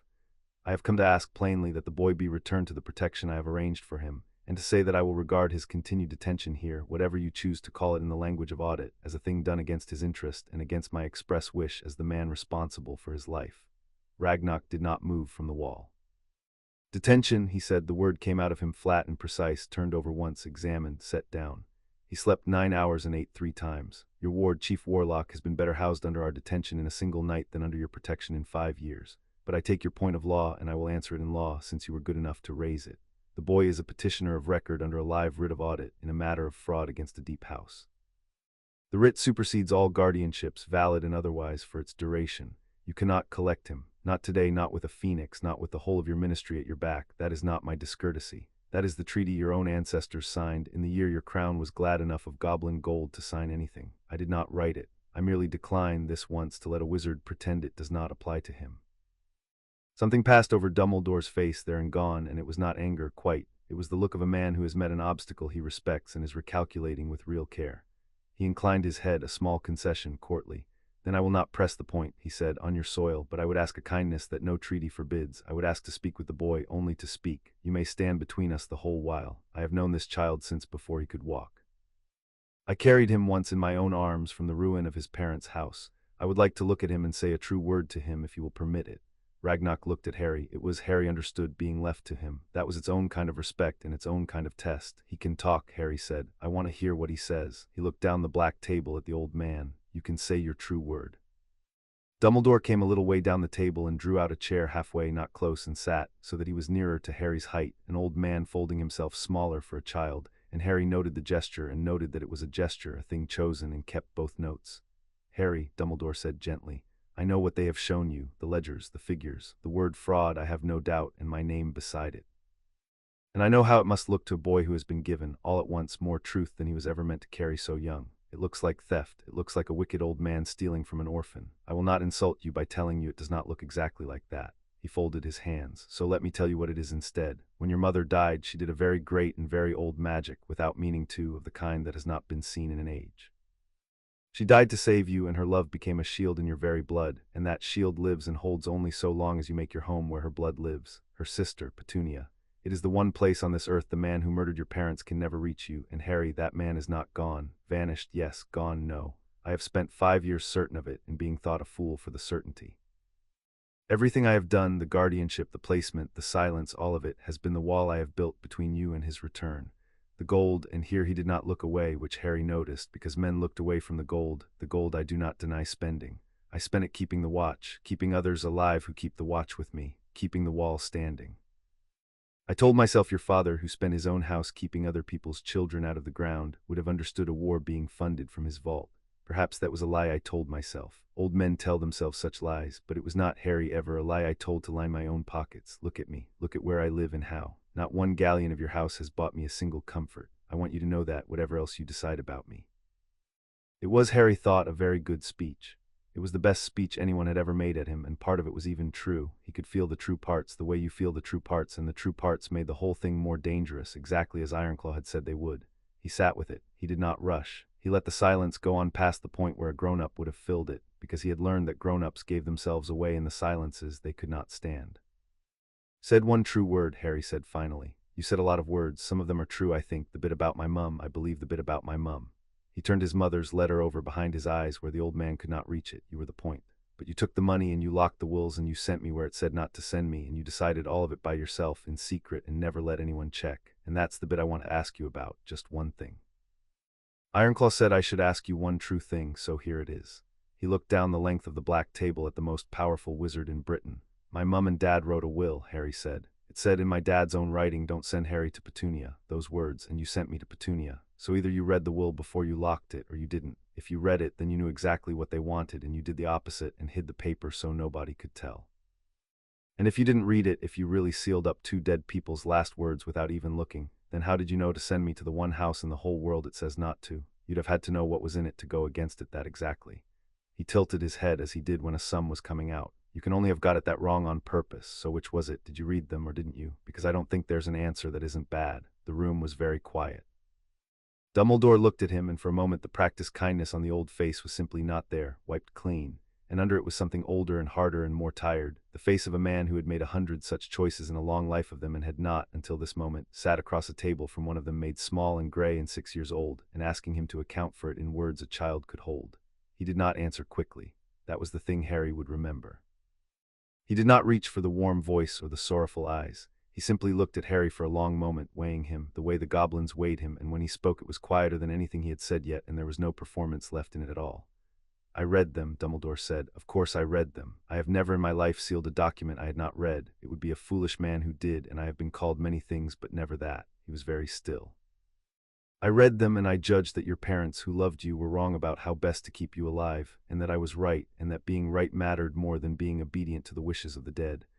I have been right about such things often enough to have grown to trust the judgment, perhaps too often. It is a habit, Harry, being right. It becomes a place a man lives. And the terrible thing about the habit is that it does not tell you when you have carried it past its use, into the rooms where you have simply decided that your love for a child entitles you to overrule everyone, the child's parents, the child's godfather, the child himself, and the law, and to hide the doing of it because you have told yourself that the ones you overruled would not understand." He was silent a moment. "You asked which it was. It was the first. I read them. I knew, and I did it anyway. There is your true thing. I hope you will believe it cost me something, and I will understand entirely if you do not." "If you were right," Harry said, "you wouldn't have had to hide it." He had not planned to say it. It came out of the place where the sums lived, plain and small, and it landed in the middle of the black table and sat there, and nobody picked it up because there was nothing to pick it up with. "A man who's right shows his working," Harry said. "That's how you know he's right. You show everybody the will and the money and where I'm going, and you say, 'Look, here's why, check it.' And if you're really right, then everybody checks it and agrees, and it's all in the daylight and there's nothing to hide. You only hide the working when you already know it won't add up. My teacher does the same thing, the one who has favorites. She hides who she gives the good marks to." He looked at the old man steadily. "You hid everything, all of it, for 5 years, so I don't think you were sure you were right at all. I think you just wanted to be the only one who got to decide." Dumbledore rose. He looked suddenly very old and also not defeated at all, which was the frightening combination, a man who had conceded a point and lost nothing of his weight in the conceding. "I will go," he said to Ragnock, "since I must, and I will not trouble your treaty further today. But hear me, all of you, because you have been very pleased with yourselves this morning, and I would not have you mistake a skirmish for the war." His blue eyes went round the room unhurried. "This audit will not stay on goblin soil. It cannot. To restore anything to this child, to strike out a guardianship, to reopen a will, you will need the Wisengamot, and the Wisengamot is not a ledger, and it does not run on your law or your treaty. It runs on wizards and their fears and their debts and their long memories of who kept them safe in the dark years. And I know that room, Director, the way you know this one. I have sat at the head of it for a generation. You have shown a child a great many true things in a cellar. We shall see how many of them survive the daylight." He turned to Harry, and the kindness came back into the old face, and it was worse for having been gone. "Be careful, Harry. You are cleverer than any child I have known, and cleverness in a child is a lantern in a high wind. I would so hate to see yours go out. I will see you again, I think, in a larger room, with a great many people watching. Try to remember when you are there that not everyone who opposes you is your enemy, and not everyone who flatters you is your friend. It is the hardest lesson, and you are about to be given it very fast." He bowed to the room, precise and unhurried, and the door opened for him, and he went out, and the deep bell of the great door sounded once more far above, as the most powerful wizard in Britain left the one building in it where his name meant nothing. Ironclaw let out a breath through his sharp teeth. "Well," he said, very dry. "He read them and did it anyway, and admitted it to your face, and made even that sound like wisdom." He looked at Harry with something new in his tea-colored eyes. "Do you understand what he just did, heir of record? He gave you the confession freely because he knows a confession in a cellar to a child and 4 goblins is worth nothing in the daylight room he is about to drag us all into. He conceded the small ground to hold the large. He is not afraid of the truth. He is only afraid of the truth reaching a place that can act on it." The goblin's face hardened. "Which means our work is no longer to find the truth. We have the truth. Our work is to get it into the one room he thinks he owns and make it survive the daylight and take his court away from him inside it. Ragnock." "I heard," said Ragnock from the wall, flat and cold and unbothered. "He is right about the Wisengamot, which is inconvenient because it is the only thing he said that was fully true. We cannot win this in a cellar. We need a wizard who can stand in that room and speak our truth in their language, and who is not afraid of that old man, and there are very few of those left alive." He pushed off the wall. "There is one. He is old and he is stubborn, and he despises Albus Dumbledore for reasons that predate you by 40 years. Send to Tiberius Ogden. Tell him a Potter has come back from the dead with a ledger that cannot lie, and ask him whether he would care, before he dies, to watch the chief warlock explain himself for once in his life." He looked at Harry. "And you, petitioner of record, had better learn very quickly what a Wisengamot is, because you refused to sit in your family's seat until you understood it. You are about to understand it the hard way from the floor with the whole of it staring down at a 6-year-old and a book. Go and eat. Tomorrow we begin teaching you the daylight. Chapter 3 and Chapter 4. The provenance of a lie. The audit room had a long wall, and by the second morning the long wall was covered in the crime. Bandrock had done it. Bandrock was a goblin Harry had not met until that morning, younger than Ironclaw and quicker, with ink permanently under his filed nails and a way of never quite standing still, rocking on the balls of his feet as he talked, and he had covered the wall in a chart of the whole fraud, drawn in 3 colors of ink, every withdrawal from Vault 711 across 4 years and 10 months. Each one a line, each line running from a date on the left to a purpose on the right. And where a purpose was unknown, he had drawn the line off the edge of the paper into empty plaster, so that the wall bled little tails of ink into nothing, and those, he explained, rocking, were the ones they had not yet run to ground. "I love this part," Bandrock said. He said it the way another creature might say, "I love my children." Ironclaw does the ledgers and Marogrist does the blood and Ragnock does the politics, and I do this, the tracing, the running down, and it is the best work in the bank, and I will fight anyone who says otherwise. A wizard thinks money vanishes. Money never vanishes. Money is the most honest thing your kind ever made, more honest than your kind. It goes somewhere, always somewhere, and it leaves a footprint every single time it moves, and if you are patient and you are cruel enough with the arithmetic, it will tell you everything, every secret, every lie, every man a person paid to keep quiet. Money is a confession that takes years to finish. And this, he swept a hand at the wall, this is Albus Dumbledore's confession, and it is nearly finished, and I have not enjoyed a thing so much in a decade. Harry stood in front of the wall and read it. It took him a long time because there was a great deal of it, and he read numbers slowly, but nobody hurried him, and Ironclaw sat at the table with the working ledger open and answered when Harry pointed and asked. The shape of it came clear the way a picture came clear when you stopped looking at the pieces.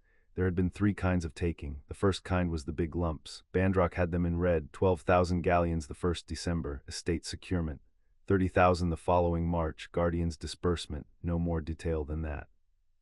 And then on the 1st of August in 1983, the biggest single line on the whole wall, 60,000 galleons in one day, and beside it a purpose that was not a purpose but a fog. Endowment transfer, standing trust, particulars withheld under Chief Warlock's privilege.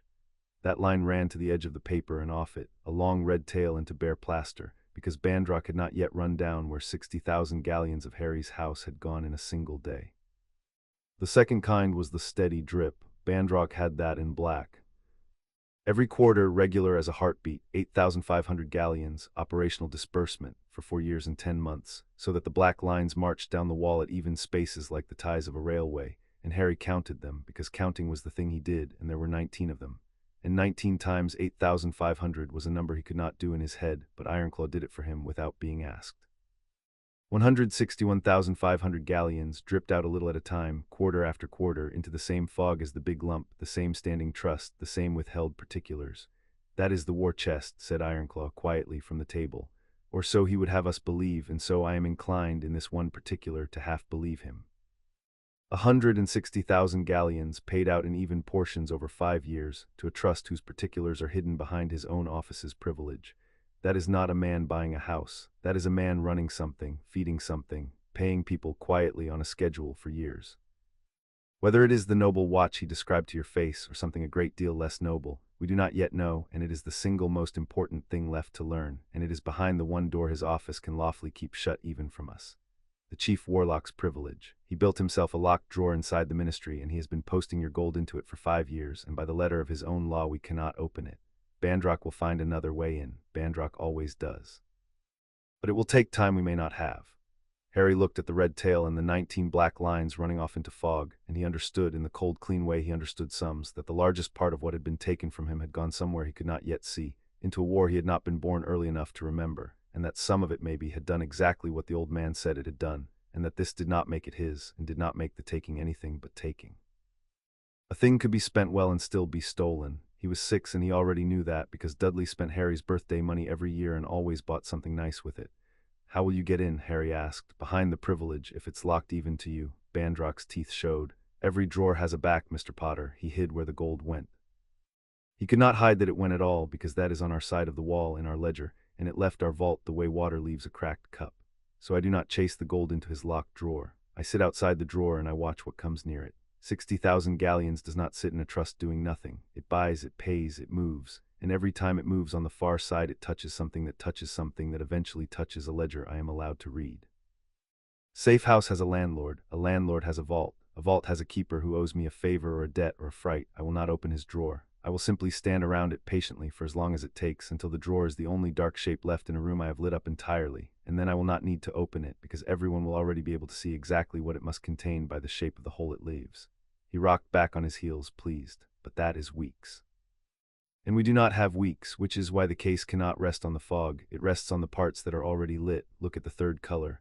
There's a third color, Harry said. The green one. What's the green one? Bandrock stopped rocking. He looked for the first time that morning as though he would rather be doing anything but his favorite work in the bank, and he glanced once at Ironclaw. And Ironclaw gave a small nod, the nod of a person saying yes. He asked, he gets to know, and Bandrock turned back to the wall and put one inky finger on the green. The green lines were small. That was the first thing Harry saw. After the red lumps in the black railway, the green lines were tiny, the smallest figures on the whole wall, and there were a great many of them, one a month, every month, marching down the plaster in a thin patient thread from November 1981 all the way to the month just gone. 20 galleons, Bandrock said. A month, every month, 58 of them. 1,160 galleons all told, which against the rest of this wall is nothing, is a rounding error, is the sort of sum Ragnarok spends on ink. He did not rock. The purpose entered is the same every month in the same hand. Muggle Household Maintenance, Ward of APWBD. He paused. It went to a bank in Surrey, Mr. Potter, a Muggle bank, to an account in the name of Vernon Dursley. The audit room was very quiet. Harry looked at the thin green thread going down the wall, 58 small marks, one for every month he had lived in the cupboard, and he did the thing where he made his face do nothing, the thing he had learned so that they could not tell they had got him. And it was harder this time than it had ever been, because there was no Dursley in the room to hide it from, only a wall, and the wall did not care. They got paid, he said. His voice came out level. He was proud of that distantly, the way you are proud of a thing you have practiced. The whole time, every month, they got paid to keep me. He looked at the marks. Aunt Petunia used to say it, all the time, that they didn't get a penny for taking me in, that I was a burden they carried out of the goodness of their hearts, and I should be grateful, and I ate them out of house and home. She said it while she was giving Dudley my share. He put his own finger up near the wall, not touching it, next to the little green marks.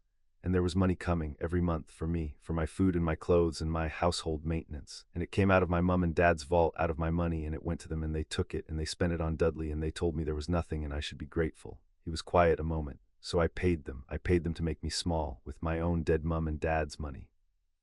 For 5 years, nobody said anything. There was, Ironclaw would reflect later, nothing that could be said that would not be smaller than the silence. I want to be clear about one thing, Harry said at last, and turned around away from the wall to face the room, because I've been thinking about it and I want to say it out loud so I remember I decided it and didn't just feel it. I'm not angry at the 20 galleons. He frowned, working to be exact.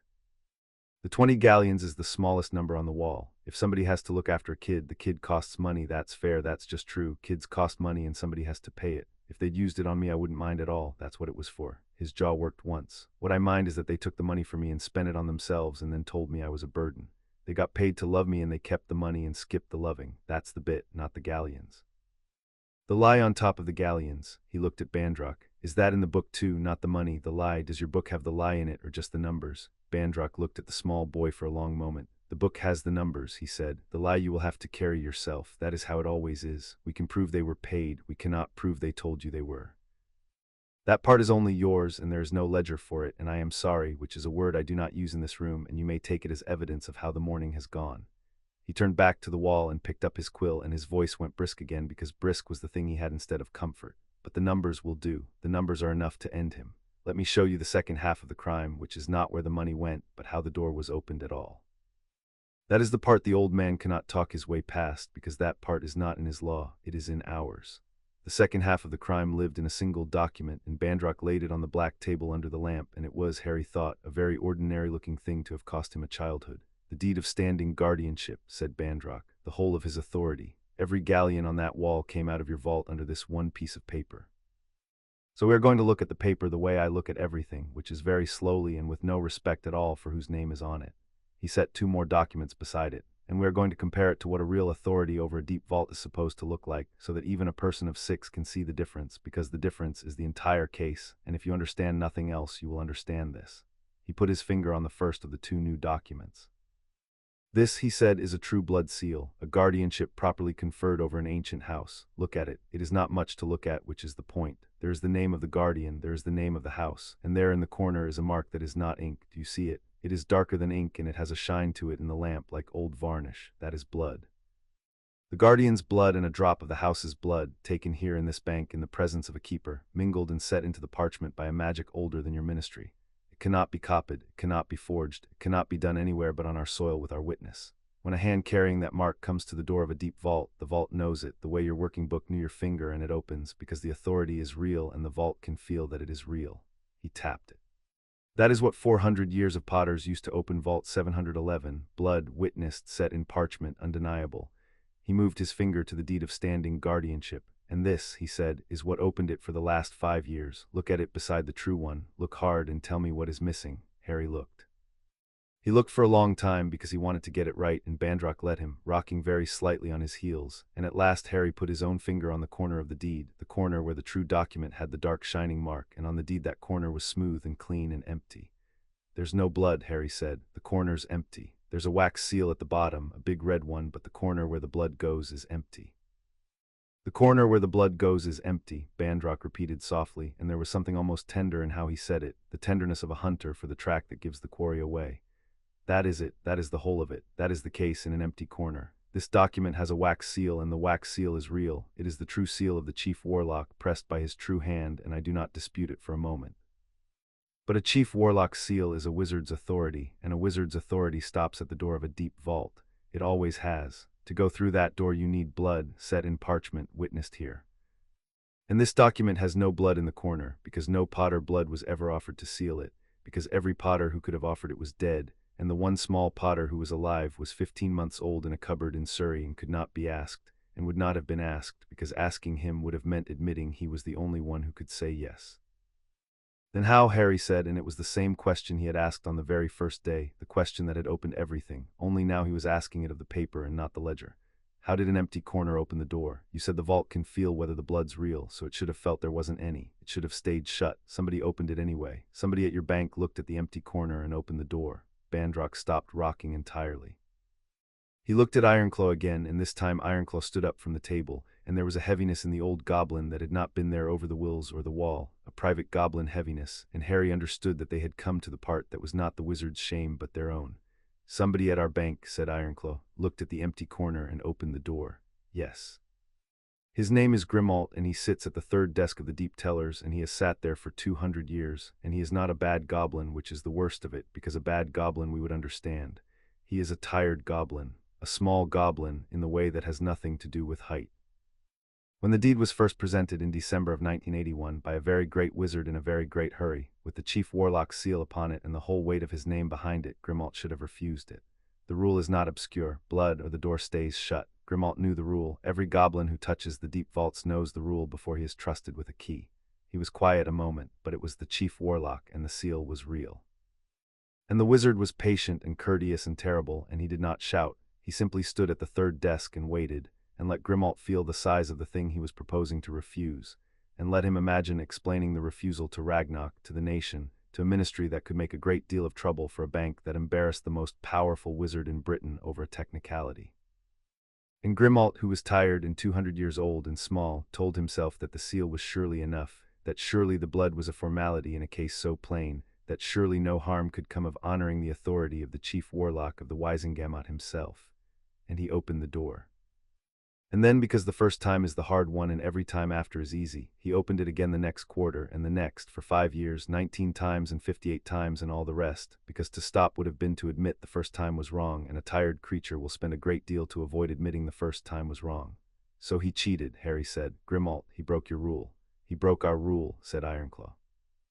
And he will answer for it to our law, which is not gentle, and which does not care that he is tired or old or that the wizard was terrible. That is a matter for the nation, and it is being dealt with, and it is not yours to forgive or to punish, and I tell you of it for one reason only, which is that I will not have you go into the daylight room believing that your enemy is only the wizard. Your enemy is also the empty corner and the tired creature who honored it, and the whole long soft habit of powerful men getting their way because refusing them costs more than agreeing.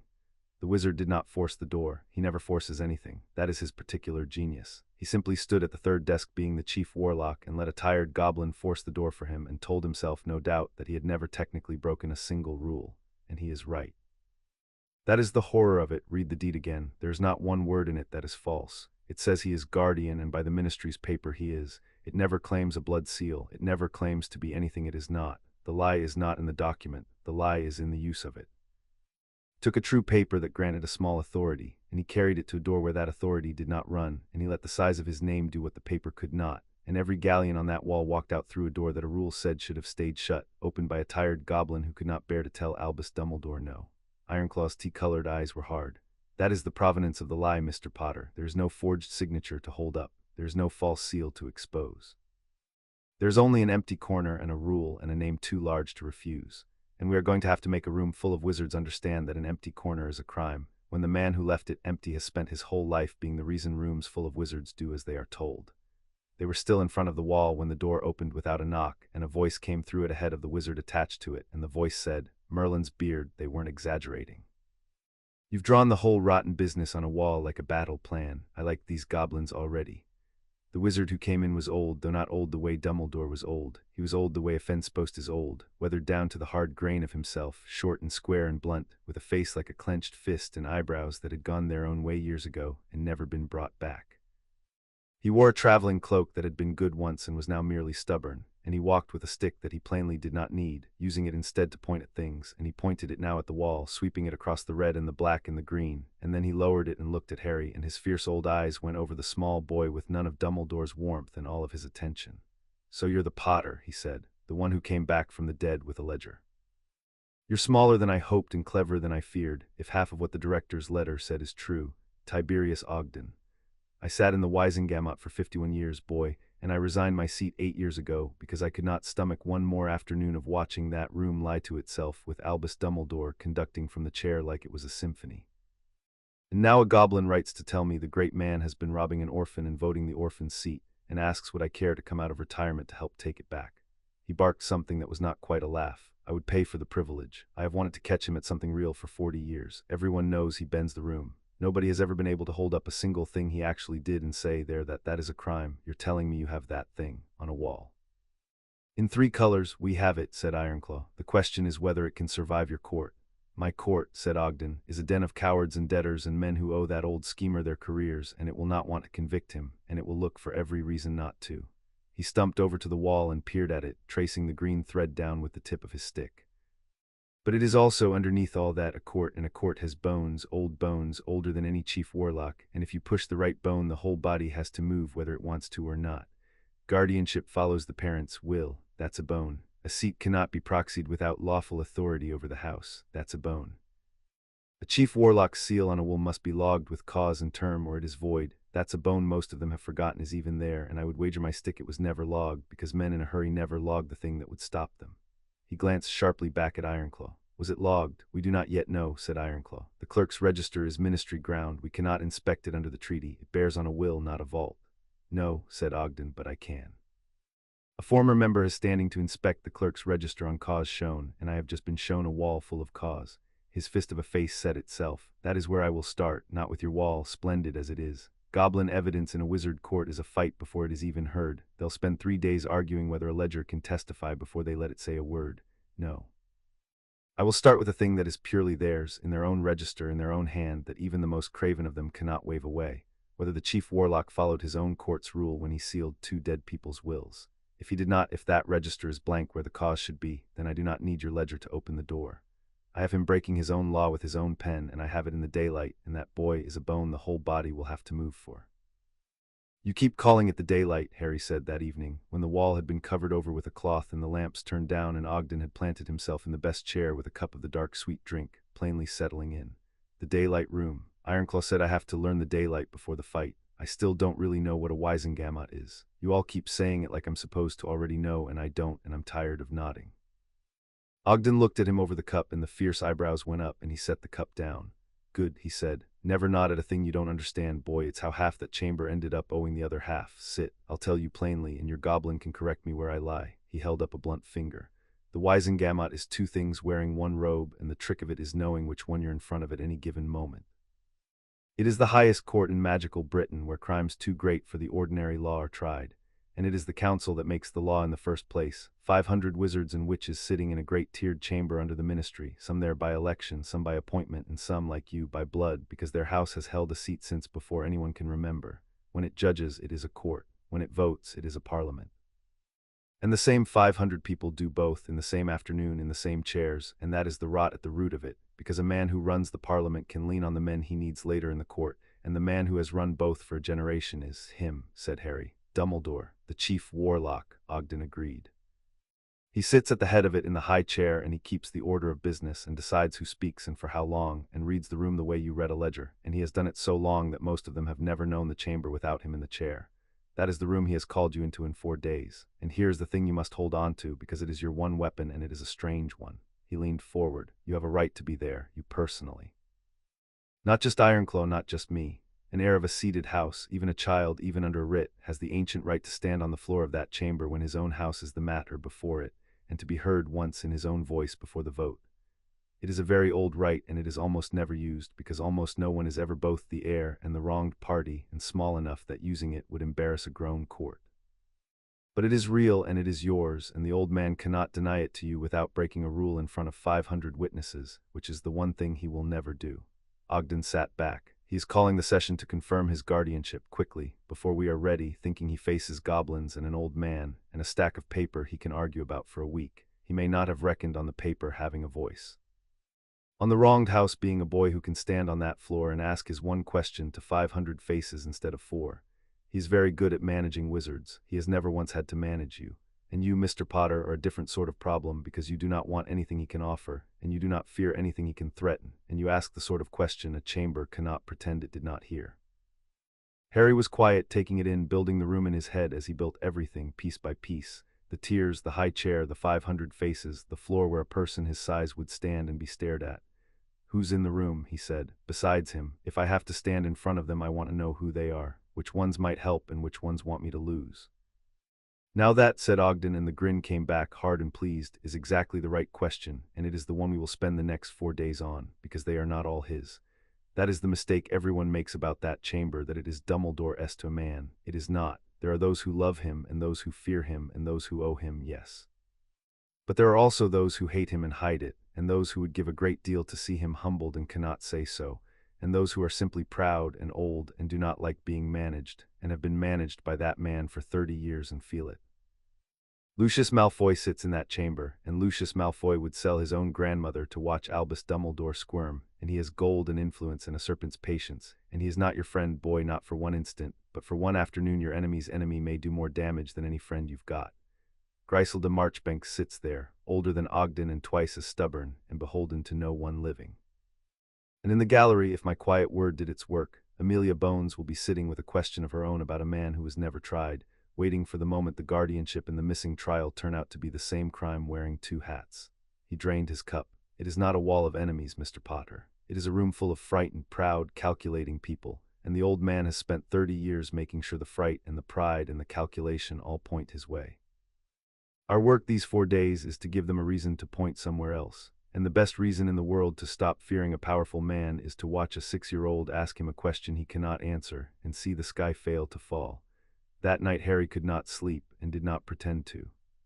He got up in the dark of the little rock room and padded out into the corridor, and the torches lit for him one by one as he came to them, which he had decided was the politest thing anyone in the whole bank did, lighting the way for a person without being asked and going dark again behind so as not to waste it. And he followed them back to the audit room, where the wall of the crime stood under its cloth like a covered painting, and he stood in front of it and did not lift the cloth. Because he did not need to, he had it by heart, red lumps, black railway, green thread. He had learned it as he learned the stairs so that he could walk it in the dark. You should be asleep, said Ironclaw from the doorway. He did not sound surprised to find the boy there. He came and stood beside him, and neither of them looked at the other, only at the covered wall. I keep trying to think what I'll say, Harry said, in the room. You all keep telling me I get to say one thing in my own voice in front of 500 people, and I keep trying to think what it is and my head goes empty because 500 is too many to think about. I can do one person, I did him at the table, but 500 faces all looking down at me. He stopped.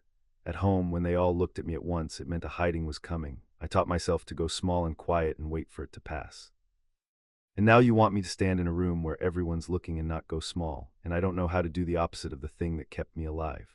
Ironclaw was quiet for a moment. The torch nearest them ticked as the flame worked. Then do not think of the 500, the goblin said. That is the mistake every wizard who has ever stood on that floor has made, and it is why they all sound the same, grand and frightened at once. You are not speaking to 500.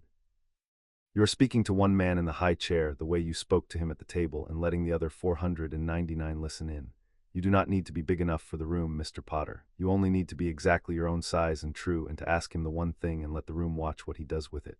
He turned his tea-colored eyes on the boy. You went small to survive. That was clever, and it kept you alive, and you should not be ashamed of it. But you are not surviving any longer. You are collecting. So you will do the other thing you have always done, the thing under the going small, the thing you have never once stopped doing no matter how small you went.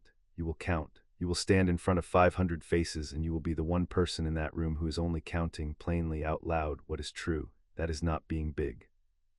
That is being exactly 6 and exactly honest in a room full of grown men who have forgotten how to be either. It will frighten them more than any shouting. Now go to bed. A person who has not slept counts wrong, and tomorrow we cannot afford it. Harry looked at the covered wall a moment longer, and then he went back to bed, and this time he slept. The word to Amelia Bones had gone out the evening before, quiet on goblin paper through a goblin hand, carrying 2 things, a copy of the committal of Sirius Black to Azkaban signed 5 years old, and the absence beside it where a trial record should have been. Nothing else, no ledger, no wall, no Potter. Ogden had been firm on that. Give Bones the fraud and she'll have to sit on it, because fraud against a house is Wisengamot ground, and she's not Wisengamot. But give her a man rotting in Azkaban without a trial, and that is hers, that is squarely, entirely hers, the DMLE and no one else, and Amelia Bones has never in her life sat on a thing that was hers. She'll pull that thread because she cannot help it, and she will not know until it is far too late that it runs all the way back to the same old man. Let her find that out on her own. It'll mean more coming from her own hand than from ours. Harry had not met Amelia Bones, and would not until the larger room under the eyes of the whole court. But that evening Ironclaw brought him a folded slip of goblin paper, sealed with the split coin, and said, "This came back up the line an hour ago, from Bones." She was not supposed to reply. She replied anyway. That is already a thing worth knowing about her. Harry unfolded it. It was 3 words in a firm square hand that did not waste ink any more than Ogden did, who never asked. "She's already found it," said Ironclaw, and something cold and satisfied moved under his voice. "One evening, and she is already standing over the empty place where the trial should be, asking the only question that matters, who never asked for it, who let a man be filed on that rock for 5 years without one hearing. She does not yet know the answer runs to the chief warlock, but she is already asking, and Amelia Bones is not a creature who stops asking." He took the slip back and folded it away. "You should sleep, Mr. Potter. Tomorrow the ground shifts under all of us. Because a second phoenix reached the ministry an hour before Bones's note reached us, and it carried a petition, and the petition was granted because everything the chief warlock petitions for is granted." Harry waited. He had learned that Ironclaw saved the worst for a flat, plain sentence at the end, as he had saved Dumbledore's name on the first day. "He has called an emergency session of the Wisengamot," said Ironclaw, "for the confirmation of his guardianship of the heir of House Potter. In 4 days. He is not waiting for our audit to finish and our case to build and Ogden to find his register. He is moving first into his own court on his own ground to have 500 wizards vote him the guardian he was never lawfully made, before we are ready, before Bones has her answer, before the empty corner has ever been shown to the daylight.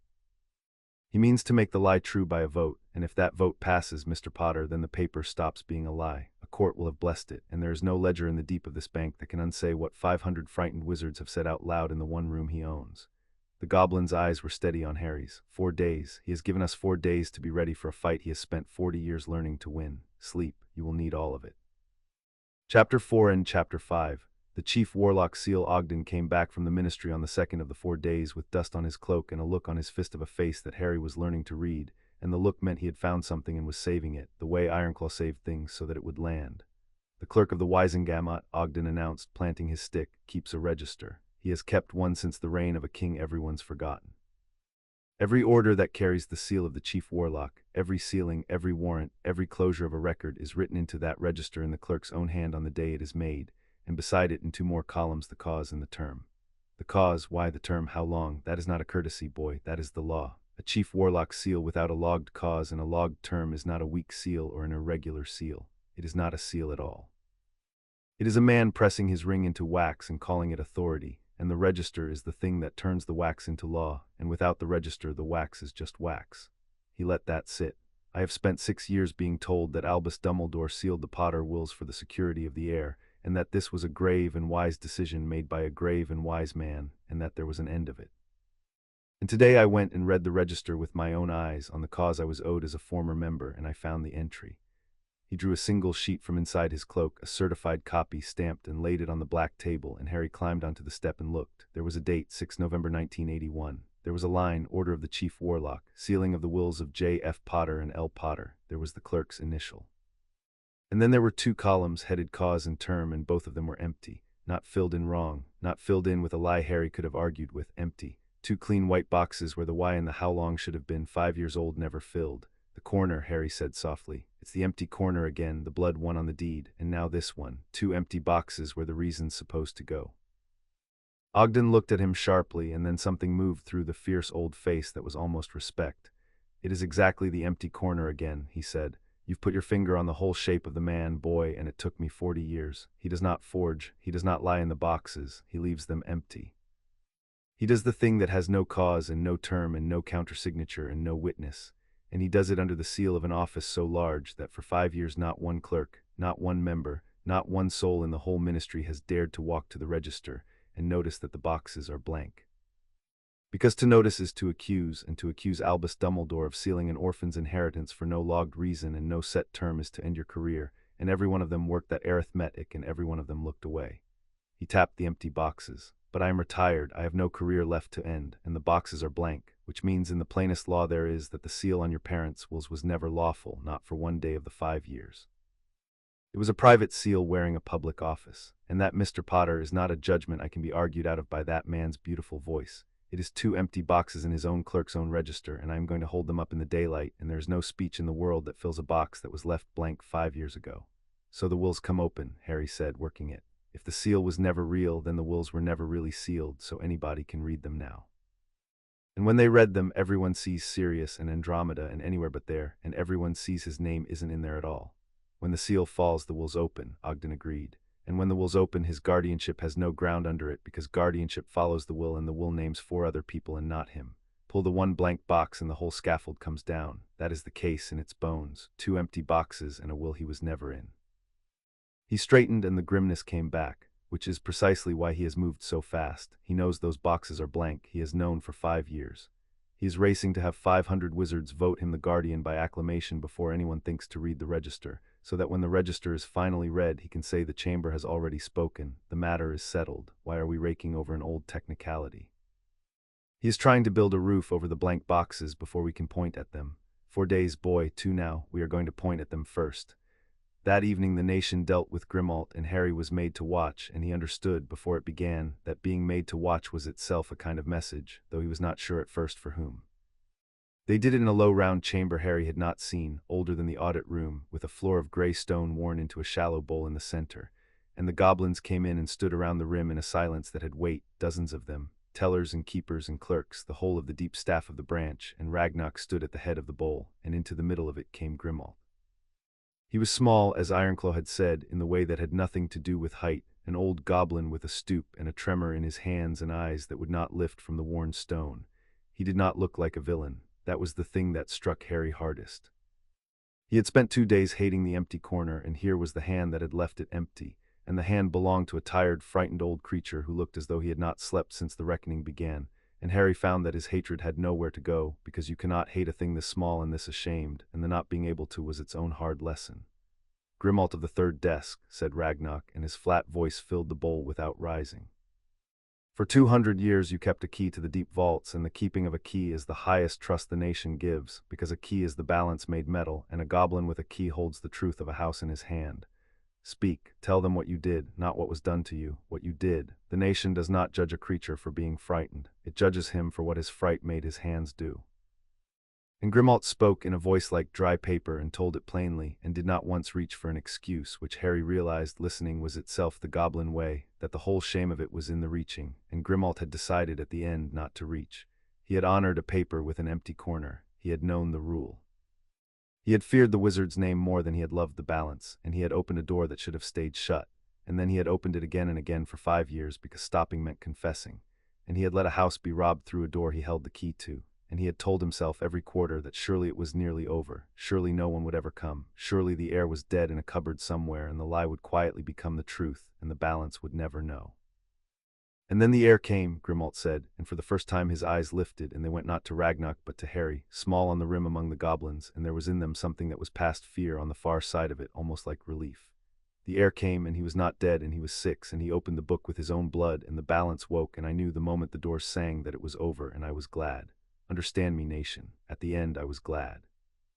Because a key is a heavy thing to carry crooked for 5 years, and I had carried it crooked so long I had forgotten a key could be carried any other way. And when the child's blood set it straight, I felt the weight come off, and I did not run, and I have not run, and I will not run now. I broke the balance, set it right on me. I have wanted it set right for 5 years, and had not the courage to do it myself. Do it for me. The bowl was silent. Ragnar looked at the old goblin for a long moment. You will lose the key, Ragnar said. You have already lost the key. You lost it the first day, and merely went on holding a thing that was no longer yours, which is the truest description of your crime. You will lose your desk, and your name will be struck from the roll of the keepers, and you will spend what remains of your years in the low counting house, where the sums are small and no door has a lock, and you will die there, and it will be written beside your name that you feared a wizard more than you loved the balance.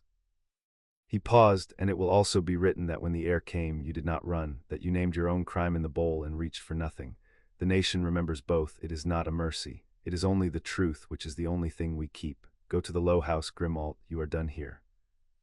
Grimmauld bowed low to the whole rim and went out, and the goblins let him pass in silence, and Harry watched the crooked figure go and did not know what he felt, only that it was complicated, and that complicated was a truer thing to feel about a person than the clean hatred he had walked in with. Afterward Ragnar came to him on the rim and looked down at him with the flat, quick eyes and said, "You are wondering why I made you watch." "Yes," said Harry. "2 reasons. The first is for you. You are about to stand in a room full of wizards and hold up an empty corner and an empty box and call them crimes, and you needed to see that a crime can be committed by a creature who is not a monster, so that you do not walk into that room expecting monsters and find only tired, frightened, ordinary people, and lose your nerve because the villains look so much like everyone else. Grimmauld is what the old man's crime looks like from underneath, small, ashamed, ordinary. Remember it when you are looking up at 500 faces and every one of them is thinking, surely a man so great could not have done a thing so shabby. He could, they always can, the shabbiness is the whole of it. Ragnar's eyes did not soften, but they held, and the second reason is for the nation. Grimmault's crime is the nation's shame, and we have cleaned it ourselves in the bowl in the light of our own law before any wizard could hold it up and say, "The goblins let it happen, the goblins are as much to blame, why should we trust a bank that opened its own vault to lie?" When the old man tries that in the daylight, and he will, we can say, "We know, we found it, we judged it. Our hands are clean because we made them clean in front of our whole nation, and we did not wait for a wizard to make us." That is worth more in your daylight room than a mountain of gold. It makes Gringotts not the fool who was tricked, but the party who was wronged and set it right. And a wronged party, Mr. Potter, has standing. A wronged party can stand in the door of the ministry and demand. He turned to go. As of the bowl tonight, Gringotts is no longer merely your bank. Gringotts is a claimant. He did not only rob a Potter. He made the nation break its own balance, and the nation has now said so out loud, which means the nation has a grievance of its own in its own name that it will pursue to the last galleon whatever you decide. You are no longer a small boy asking a bank for help. You are a small boy standing in front of a sovereign nation that has just discovered it too was made a fool of by the same hand. We are going to the ministry beside you now, not behind you. Sleep 2 days. In the days before the chamber, Ogden made a schoolroom of the audit room, and Harry learned the daylight as he had learned everything else, by getting it wrong first.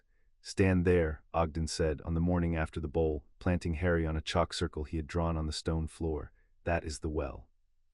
In the real chamber it is a round of worn marble at the bottom of the room, and everything above it rises away from you in tiers, bench over bench over bench, 500 faces looking down, all of them in plum-colored robes with a silver W on the breast, so that they blur together into one great disapproving animal with 1,000 eyes. You will want to look up at it. Do not. You look up at that and your voice dries in your throat and you are lost. You look at one thing at a time, the way your goblin taught you. Now, the session opens. Tell me who does what from the top, and do not make me tell you twice, because in 2 days there will be no one to tell you at all." And Harry told it back piece by piece, building the room in his head as he built everything. The chief warlock keeps the order of business from the high chair and calls each matter and rules who may speak. The clerk reads the roll and records the votes and holds the register, the same register with the 2 empty boxes, which pleased Harry every time he thought of it, that the very clerk who would run the room also kept the paper that damned the man running it. The members sit by seniority and by house, the old blood at the front, the appointed and elected behind. And somewhere among them, Ogden said, the ones who mattered for a fight like this one. "Learn their faces before you learn anything," Ogden said, and laid out painted tiles on the table, portraits, the way another man might lay out cards. Millicent Bagnold, Minister for Magic. She sits above the whole business in a chair of her own and pretends to be a referee, and she is nobody's fool and nobody's friend, and she will not lift a finger to help you or him until she sees which way the wind sets, and then she will step smartly in front of the wind and call it her idea. Do not look to her for rescue, look to her only to know the wind has turned. When Bagnold moves, it is already over. He set down another tile, a pale, cold, handsome face with white blonde hair.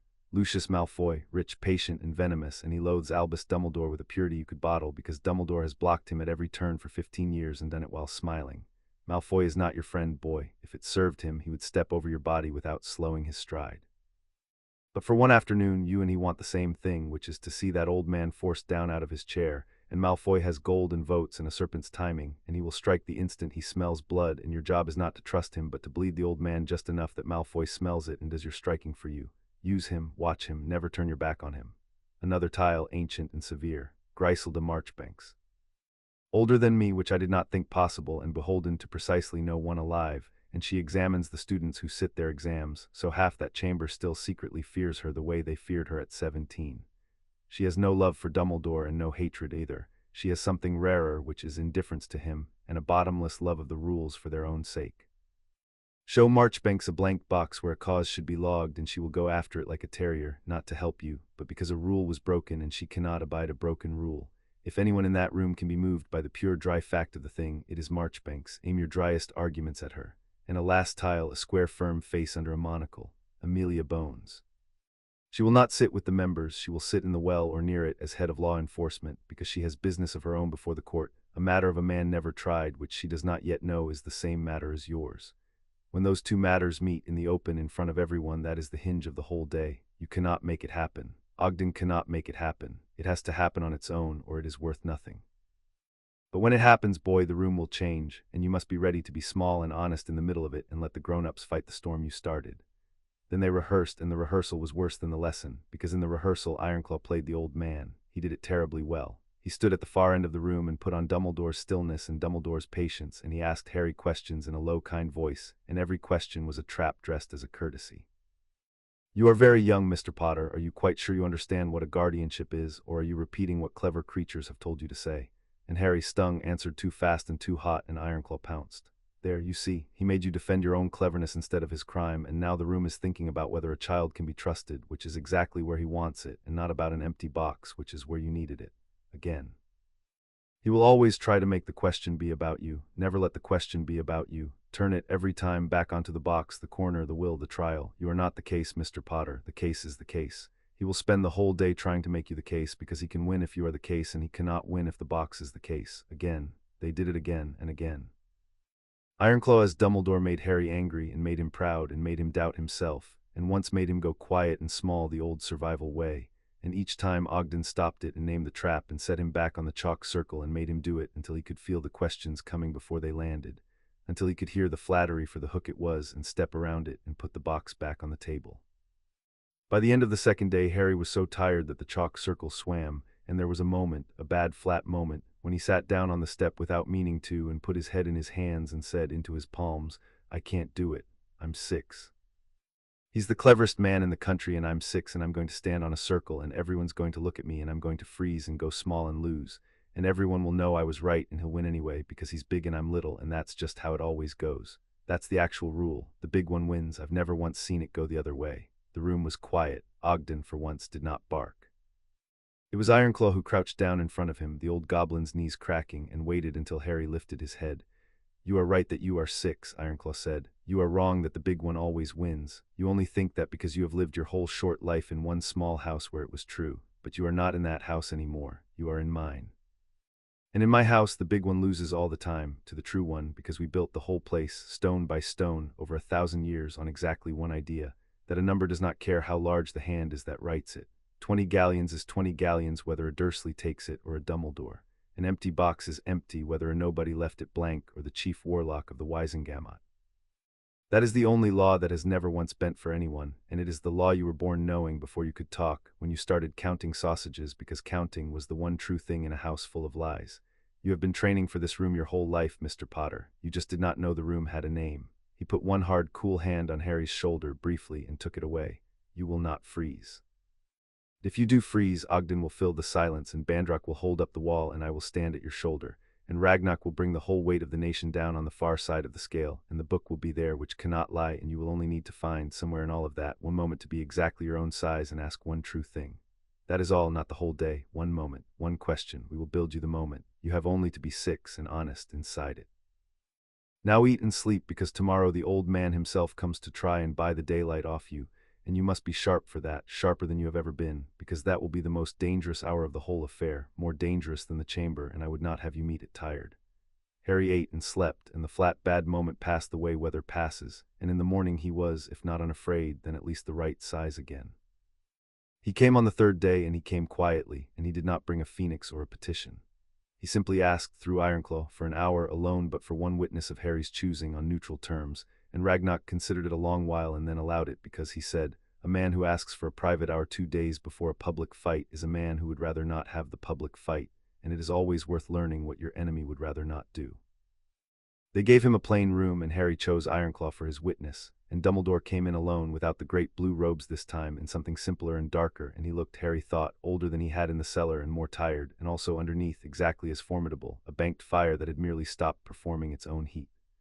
Thank you for seeing me, Dumbledore said, and sat, and did not fold himself smaller this time, did not reach for the grandfather. He looked at Harry as one might look at a difficult equal, which was, Harry understood, the most dangerous thing he had done yet. I have come to make you an offer, Harry, and I have come to make it honestly, which means I must first tell you some things that are true and that I have spent 5 years keeping from everyone, including you, because they are the sort of true things that get children killed. I am going to trust you with them, not because I have grown soft. Because I have run the arithmetic your goblins are so fond of, and it tells me that you cannot be managed by anything but the truth, and so the truth is the only coin I have left to spend on you. That is a compliment of a kind, take it as one. All right, Harry said, tell me the true things. The man who killed your parents is not dead, Dumbledore said. I have told you this. What I have not told you is why he came for you, a baby in particular, on that particular night, past your parents, past every other family in Britain. There was a reason, there is a reason. I cannot tell you the whole of it, because you are 6 and it is a weight that has broken grown men, and because a thing known can be taken from your mind by those who know how to take, and there are those who know how to take. But I will tell you this much, you are not an ordinary orphan with an ordinary inheritance. You are the single point on which a great deal of the future turns, and the man who killed your parents knows it, or will know it, and when he returns, and he will return, he will come for you before he comes for anyone else in the world. Everything I have done, Harry, every galleon, every seal, every lie, has been in service of one thing, keeping you alive and hidden and unremarkable until you are old enough and strong enough to survive being remarkable. The blood of your mother in your aunt's house is the strongest shield I could give you. The silence about your name and your fortune was the second shield. A boy who does not know he is rich and famous does not act rich and famous, and a boy who does not act rich and famous is harder for a returning Dark Lord's servants to find. I made you small on purpose, Harry. I am not proud of what that meant in that particular house, and I did not know, I swear to you I did not know, how badly they would take my instruction to keep you humble. But I made you small on purpose, because small is hard to find, and I needed you alive more than I needed you happy. It was, Harry thought, the most and worst true thing anyone had said to him yet, and the terrible part was that he could feel the truth in it, the real fear under the old man's control, the genuine belief. He sat with it a long time. Ironclaw in the corner did not move. That's a lot of true things, Harry said at last, and I think you mean them, I really do. I think you're actually scared he's coming back, and I think you actually think I matter to that, and I can't tell you you're wrong because I'm 6 and I don't know, so I'll believe you about the danger. I'll even believe you did some of it to keep me alive. He looked at the old man steadily. But you keep doing a thing, and I've noticed it now, and I can't stop noticing it. Every single time you tell me why you had to lie to me and take my money and hide my parents' words, the reason always turns out to be a thing that also gives you more of me. Keep me hidden, and you're the only one who knows where I am. Keep me poor, and you hold all my money. Keep me from my parents' will, and you're my guardian instead of Sirius. Keep me from knowing I matter, and I never think to ask anyone but you what I'm for. He tilted his head. Maybe the danger's real, but funny how the safe thing is always the thing where you're in charge of everything. Not once in 5 years did keeping me safe mean giving me to somebody else. Not once did it mean showing you're working to Amelia Bones or a court or anybody who could tell you no. Real protection sometimes means handing the person to somebody better placed to protect them. Yours never did. Yours always meant you keeping the key. Dumbledore was very still. What's your offer? Harry said. You said you came to make one. Say it. I want to hear what the safe thing is this time. Dumbledore inclined his head, a small acknowledgement, and when he spoke his voice had gone quieter and more precise, a professional laying out terms. I will restore the vault, he said. Every galleon from my own resources and the resources of those I trust, 214,600, made whole within the month, so that there is no loss to argue over. I will resign the guardianship into a form of your choosing, with Gringotts as trustee, so that no galleon of yours is ever again touched without their leave. I will withdraw the confirmation session. There need be no public hearing at all, no spectacle, no small boy on the floor of the Wisengamot for 500 idle wizards to gape at. You keep your name out of the papers, your fortune out of the light, your danger out of the reach of those who would use it. And in return you withdraw the audit. We let the wills remain sealed a little longer for reasons I have told you are real, and we agree, you and I, that the war we have been fighting for 3 days was a misunderstanding between two people who both, in their own way, want you to live. He spread his old hands. It is a good offer, Harry. It is in every material particular, everything your goblins say you are owed, given freely, without a fight, without a risk. The only thing it does not give you is the daylight, and the daylight, I promise you, is the one thing in all of this that can actually get you killed.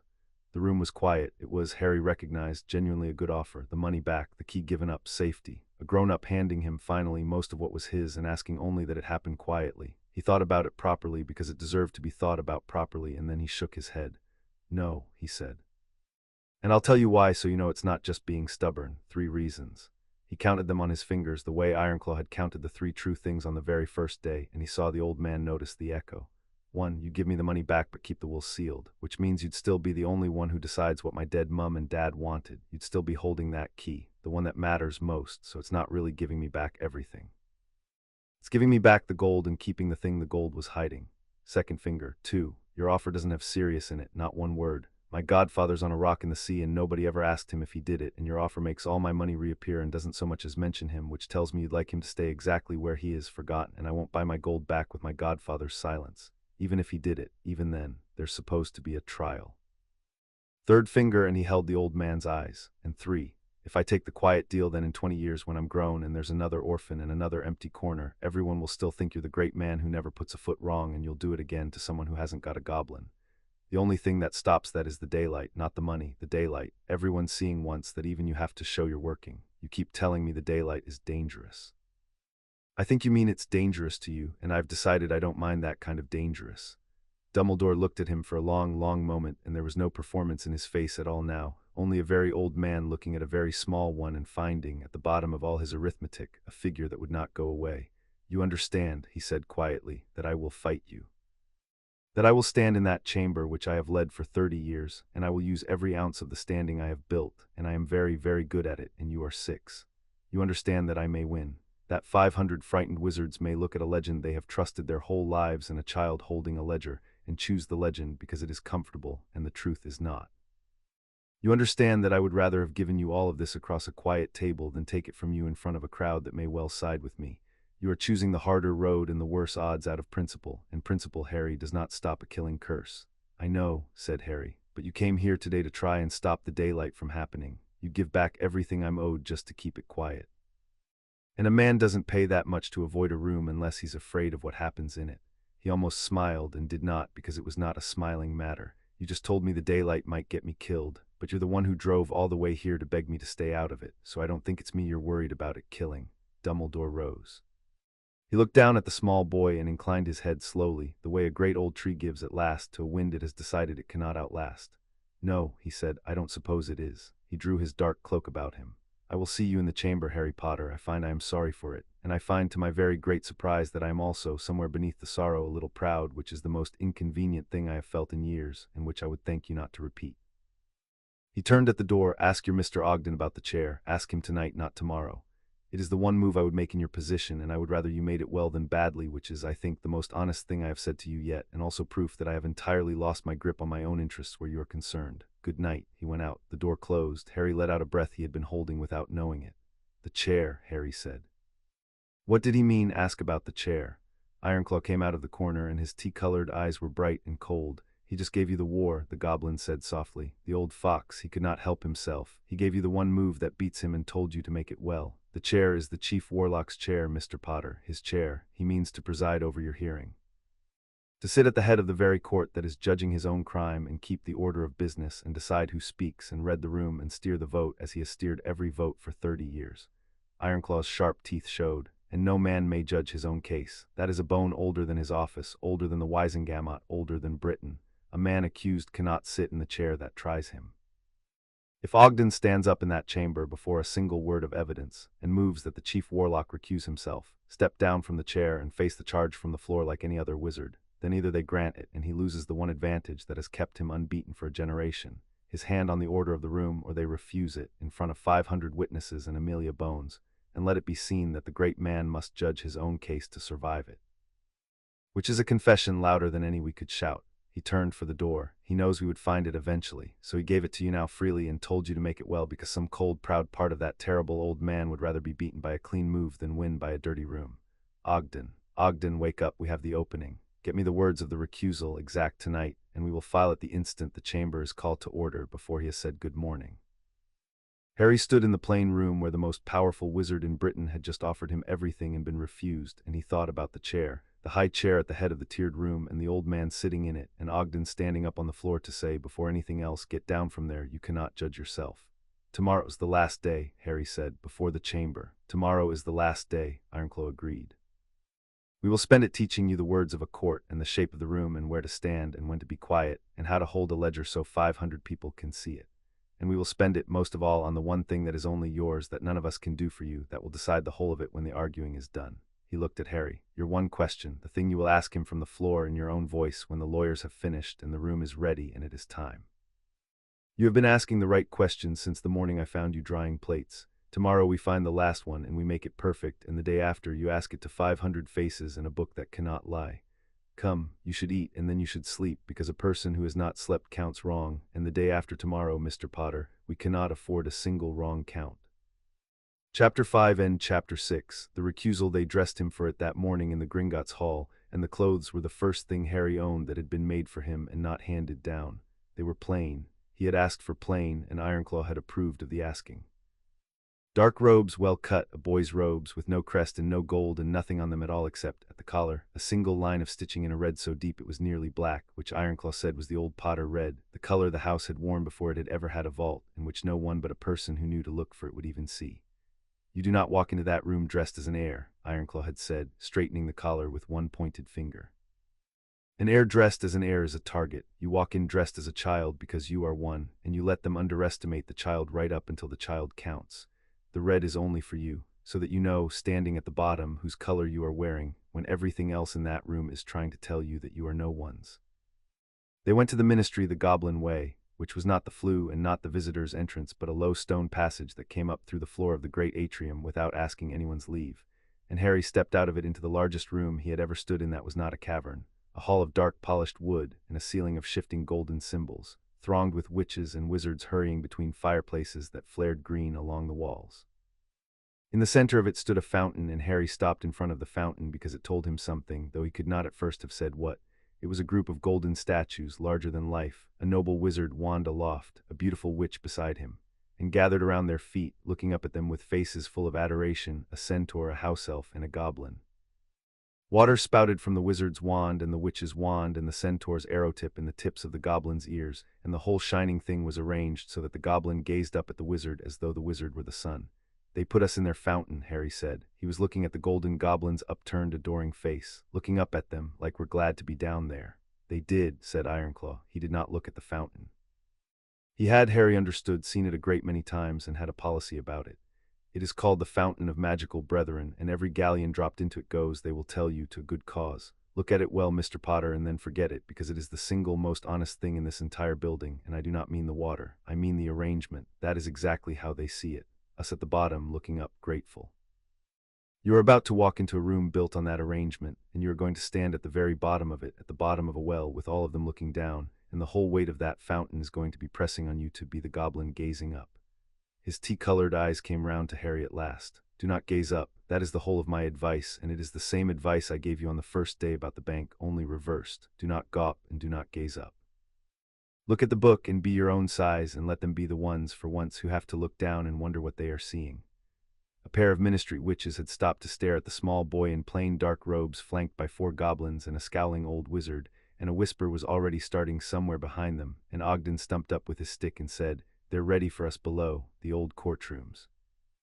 Deepest floor there is. They built the courts at the bottom of the building in the days when they still had the decency to be ashamed of what went on in them." He looked at Harry, and the fierce old face did the thing that was almost a grin. "One moment, boy, one question, that's all the whole day is. Everything else is just the grown-ups making noise around the one moment. Find it and be six and honest inside it. Come on." Lifts this way and it rattles, and I'd not have you think it was you shaking. The chamber of the Wisengamot was underground, which Harry had not expected, and it changed everything about how he stood in it. He had built the room in his head from Ogden's chalk circle and Ogden's tiles, and he had built it wrong. He had built it like a church, tall and full of light. It was the opposite. It went down. The benches rose away from the well in tiers, yes, bench over bench in plum-colored robes, but they rose away into a dimness at the top where the torches did not reach, so that Harry, standing on the round of worn marble at the very bottom, looked up at 500 wizards the way you look up from the bottom of a well at a circle of faces peering down. And every instinct he had spent 6 years building told him that a circle of faces peering down at a small person at the bottom of a hole meant exactly one thing, and it was not justice. He put the instinct aside. He had practiced putting it aside. He found the one thing and looked at it, and the one thing was the ledger. They had brought it in a case of iron and glass, and Marigrist carried it, and it stood now on a plinth at the edge of the well where the whole chamber could see it, dark and closed and patient, and Harry looked at the closed book and let the 500 faces blur, and was, on the chalk round of the real well, exactly his own size. Above and before him, in a high chair of black wood set into the wall itself so that it seemed to grow from the stone, sat Albus Dumbledore in robes of deep plum with silver at the collar, and a chain of office across his chest, and he looked from the bottom of the well, enormous and serene, a portrait of the thing the room had trusted for 30 years. He did not look at Harry with warmth now, or with anything a watcher could name. He looked at the whole room at once, the way a man looks at an instrument he intends to play, and Harry understood that the kind old grandfather of the cellar and the tired equal of the plain room had both been set aside for the day, and that what sat in the high chair was the third thing, the thing underneath the other two, the chief warlock, and that it had been 30 years since anyone in this room had beaten it. Ogden stood at Harry's shoulder in the well, blunt and square in a members, robe gone shiny at the elbows, and Ironclaw stood a pace behind, and Ragnarok beyond him, still and flat, and Bandrock with the covered wall rolled under his arm, and a little apart in the well but not of their party, near the great doors, a square firm woman in the dark robes of law enforcement with a monocle catching the torchlight, whom Harry knew from a tile to be Amelia Bones, and who was not looking at Dumbledore or at Harry but at a paper in her own hands, reading it again, her jaw set, a woman turning something over that she did not like the shape of.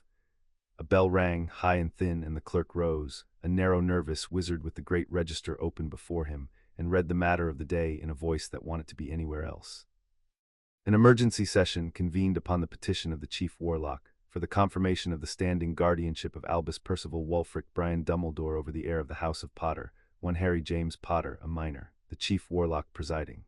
The chief warlock presiding, Dumbledore agreed, and his voice filled the well without effort, warm and grave and unhurried, and it settled over the room the way a hand settles over a nervous animal. "I thank the members for coming on short notice. The matter is a simple one, though it has been dressed, I am afraid, in a great deal of unnecessary alarm. A child, orphaned in the war, was placed in my care. Certain parties have raised certain questions about the paperwork of that care. I have asked you here to look at those questions in the daylight altogether and to settle them so that the child may be returned to safety and we may all go back to our point of order." Ogden had not shouted it. He had said it flatly into the first pause, and it cut across the warm voice the way a fence post cuts across a field, and the whole chamber shifted, 500 plum robes leaning fractionally forward, because nobody in 30 years opened against the chief warlock before he had finished his welcome. "The chair recognizes Tiberius Ogden," said Dumbledore without a flicker, "who has come out of a retirement we all thought permanent, and whom it is good to see even in opposition. Speak, old friend." "I am not your friend, Albus, and I have not been for 40 years, and everyone in this room knows it, so let us not perform for them." Ogden planted his stick. "My point of order is this, and it comes before your welcome and before the matter and before anything else, because it is the foundation the whole day stands on, and if it is rotten then everything built on it is rotten too. You cannot preside." A murmur ran up the tiers and died. "This is not a confirmation, whatever the clerk was made to read," Ogden said, turning slowly so that his blunt voice went up into the dark where the members sat. "You cannot confirm a guardianship by asking the men you have led for 30 years to raise their hands. A guardianship is confirmed by law or it is not confirmed at all, and the law of this guardianship is in dispute. There stands the disputant." He pointed his stick at Harry, small on the marble round. "The heir himself, the ward himself, come in person under a writ of the goblin nation to say that the guardianship was never lawful, that it rests on a deed that opened a vault it had no power to open, and on a seal upon his parents' wills that was never once entered in that register at the clerk's own elbow. Those are not questions of paperwork, Albus, they are an accusation. This child and the nation standing behind him accuse you by name of fraud upon his house. And a man accused does not sit in the chair that judges the accusation. He does not keep the order of business in his own trial. He does not decide who may speak against him and for how long. He comes down out of the chair and stands in the well like any other wizard and answers. Ogden's fist of a face turned back to the high seat. That is the oldest rule there is, older than your office, older than this chamber. No man may judge his own case. I move that the chief warlock recuse himself from the chair, and that a member with no interest in the outcome be called to preside, and I move it before one further word of business, because every word of business you speak from that chair while the accusation stands is a word spoken by a judge in his own cause, and it poisons the well it falls into.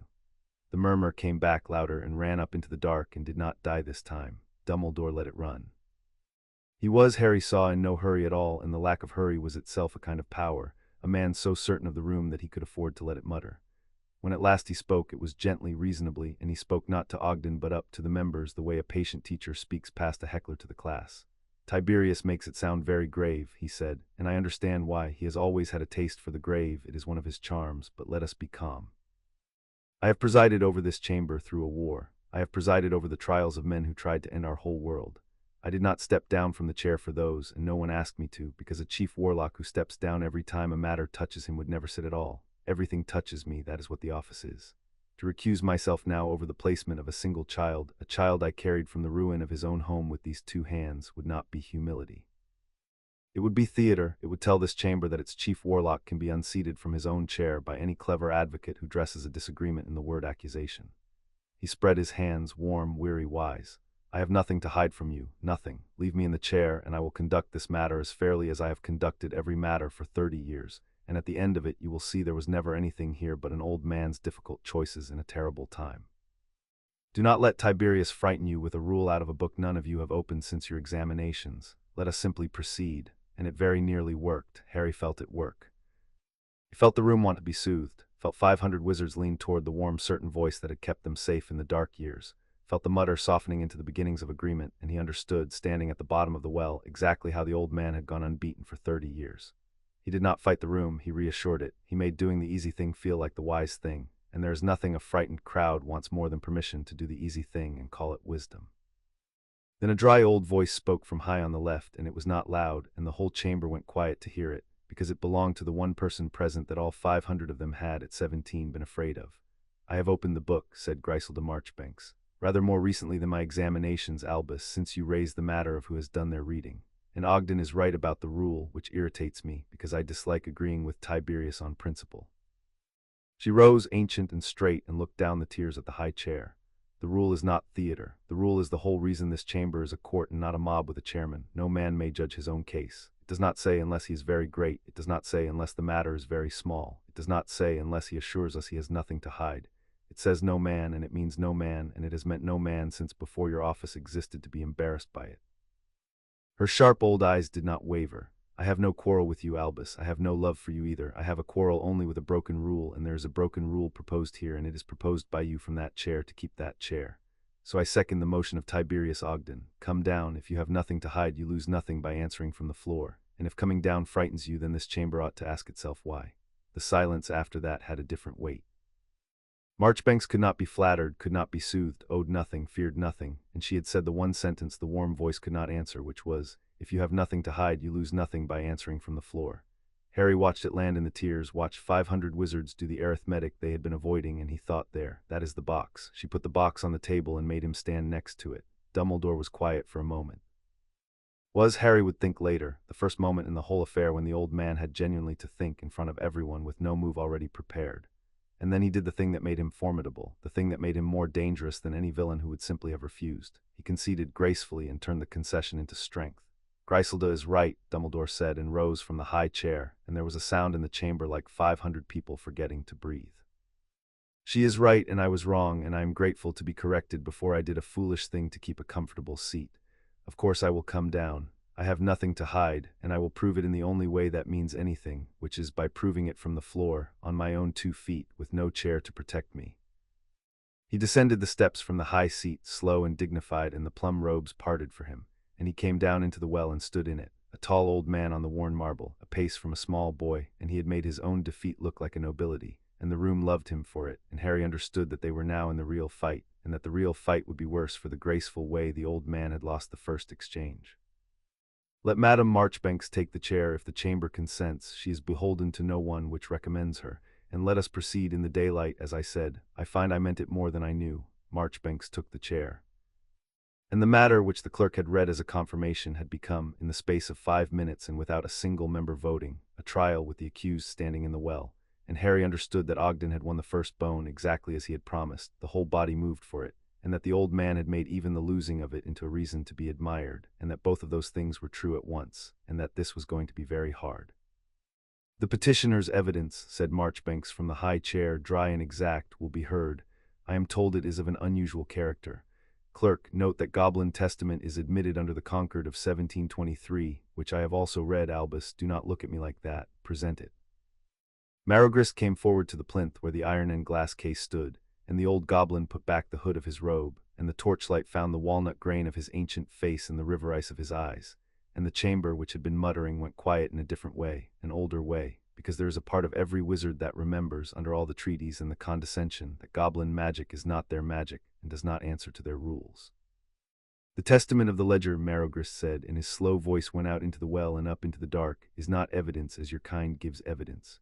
Your kind swears an oath and then lies, and you have built a whole apparatus of law to sort the lies from the truth after the fact, and it is a marvel in its way, like a house built entirely of props. We do not swear, we show.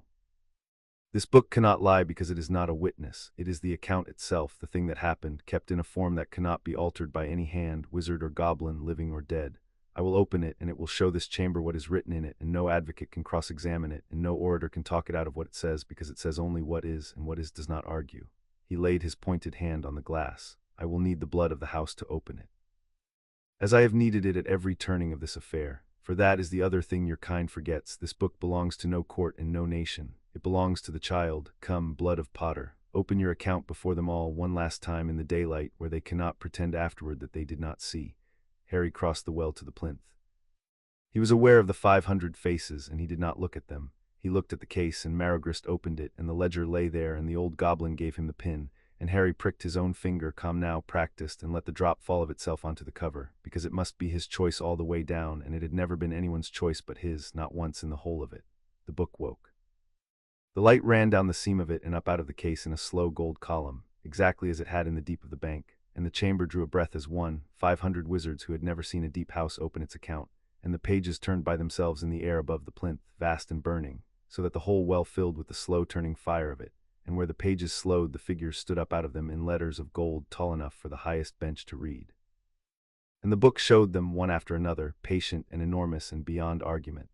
It showed them vault 711, 640,000 at the death of James Potter, 425,400 today, 214,600 gone. It showed them the deed with the empty corner, the true blood seal beside it for comparison, the dark shine of real authority next to the clean blank where authority should have been and was not. It showed them the register entry of the 6th of November 1981, the 2 white boxes where cause and term should stand, 5 years empty. It showed them last the true will of the house, lodged in blood at Gringotts, unsealed by the heir's own hand, and the fire wrote out James Potter's plain words in letters of gold across the whole dark chamber: let Harry go to Sirius, and under no circumstances is my son to be given to Lily's sister. Anywhere but there, I mean it, anywhere but there. And the chamber read a dead father's certain hand written in fire over the head of his living son, and no one muttered now, no one at all. The fire held, and then it stilled, and Marigrist closed the case, and the gold light drew back into the book and went dark, and the chamber sat in the ordinary torchlight, feeling suddenly small and shabby, the way a room feels after a great sound has stopped. That, said Marigrist into the silence, is the account. It is not an accusation, it is not an argument, it is what is. Make of it what your law can. The nation has shown you the truth. What you do with it is the measure of you, not of us. And he stepped back from the plinth, and the well was left to the wizards. Dumbledore spoke into the silence, and he did not try to deny the fire. That was the mark of him. A lesser man would have attacked the book and been destroyed, and Dumbledore did the opposite. He embraced it and turned it, and Harry, watching, felt cold because it was masterful and because it was very nearly enough. It is all true, Dumbledore said, and his voice was quiet and heavy, and it carried grief in it that Harry could not be certain was performed. Every figure, every date, the corner is empty, the boxes are blank, the will says what it says. I will not insult this chamber or that remarkable book or that remarkable child by disputing a single number. I did it, all of it. I ask you now only to consider why, because why is the whole of the difference between a thief and a guardian, and it is the one thing that book, for all its terrible honesty, cannot show you, because it keeps accounts and not reasons. And he told them the war. He told it beautifully. He told them of the night the Potters died and the thing that did not die with them, and he told them, in words that stopped just short of the unspeakable, that the danger to this child was not past but only sleeping, and that a boy with a great fortune and a great name and a great destiny was a beacon to that sleeping danger, and that he, Dumbledore, had made a terrible choice in a terrible time. To hide the boy, to hide the fortune, to hide the name, to make him small and poor and unremarkable and safe, and to fund from the boy's own house the quiet watch that had kept the whole of Britain from knowing how close the dark still was. He confessed the empty corner and made it sound like a soldier cutting a corner to hold a line. He confessed the blank boxes and made it sound like a man too busy saving the world to fill in a form. He confessed the will, and here he was at his most dangerous, because he turned even to Harry and said gently to the whole chamber, "The boy's father wished him given to Sirius Black. I could not do it. Not because I disdain the wish of the dead, but because I believed then, and have every reason to believe still, that Sirius Black betrayed these parents to their deaths. I'd hand this child to Sirius Black, whom I believed had murdered his mother and father, because a will written before the betrayal said so. I ask any parent in this chamber, would you?"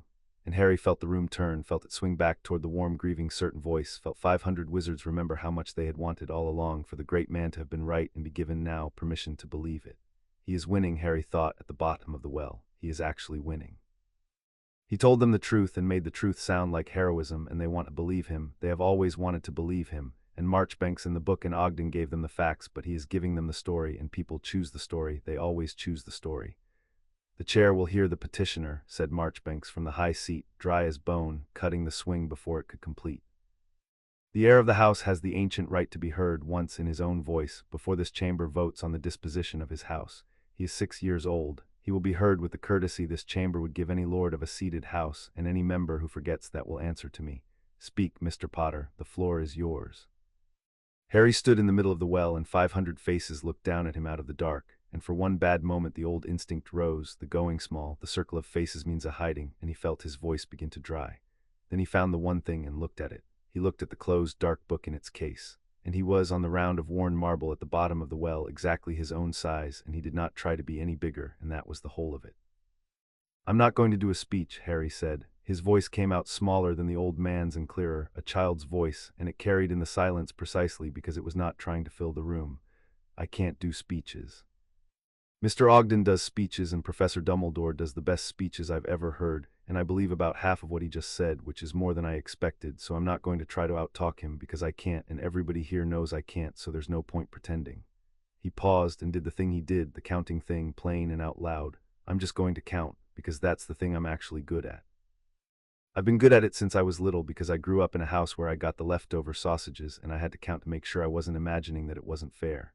So here's the count." He held up one finger. "He says he made me small and poor to keep me safe. All right, maybe, but there's a number on that book, 20 galleons a month, that went to the people who kept me every single month for my food and my clothes, and they told me there wasn't any. They told me I was a burden and there was nothing and I should be grateful. So somebody was paying for me to be looked after, and telling me I wasn't worth looking after at the same time out of my own dead mum and dad's money. If it was all to keep me safe, then keeping me safe and lying to me about being wanted turned out to be the exact same thing every month for 5 years. That's one." A second finger. His voice did not shake. "He says he couldn't give me to Sirius because he thinks Sirius did it. And maybe Sirius did. I don't know, I'm 6, I never met him. But there's a thing that's supposed to happen when you think somebody did something, and it's a trial. You have the trial and then you know. And my godfather has been on a rock in the sea for 5 years and there's never been a trial. Not one. So Professor Dumbledore didn't just decide not to give me to Sirius. He decided nobody would ever ask Sirius anything ever, and then he used not being sure about Sirius as the reason he had to be my guardian instead. But you can't say I'm not sure he's guilty, so I locked him up forever without asking, and also say I'm so sure he's guilty that I had to override a dead man's will. Those are 2 different amounts of sure. He needs to be very sure about Sirius to take me, and not sure at all about Sirius to leave him untried. And he's been both for 5 years, whichever one was handy, that's 2. The chamber was utterly silent. High by the great doors, Amelia Bones had lowered her paper and was looking at Harry with her whole square face very still. Third finger. Harry looked up once, not at the 500, but at the tall old man standing a pace from him in the well. "And 3, Harry said, and his child's voice was quiet, and it went all the way to the top of the dark. Everything he did in secret, and he hid the papers, and he sealed the wills, and he left the boxes empty, and he never once showed his working to anybody who could tell him no. And that's the whole thing, really. That's the only count that matters, because a person who's right shows his working. You show everyone the will and the money and where the kid's going, and you say, look, check it, tell me if I'm wrong.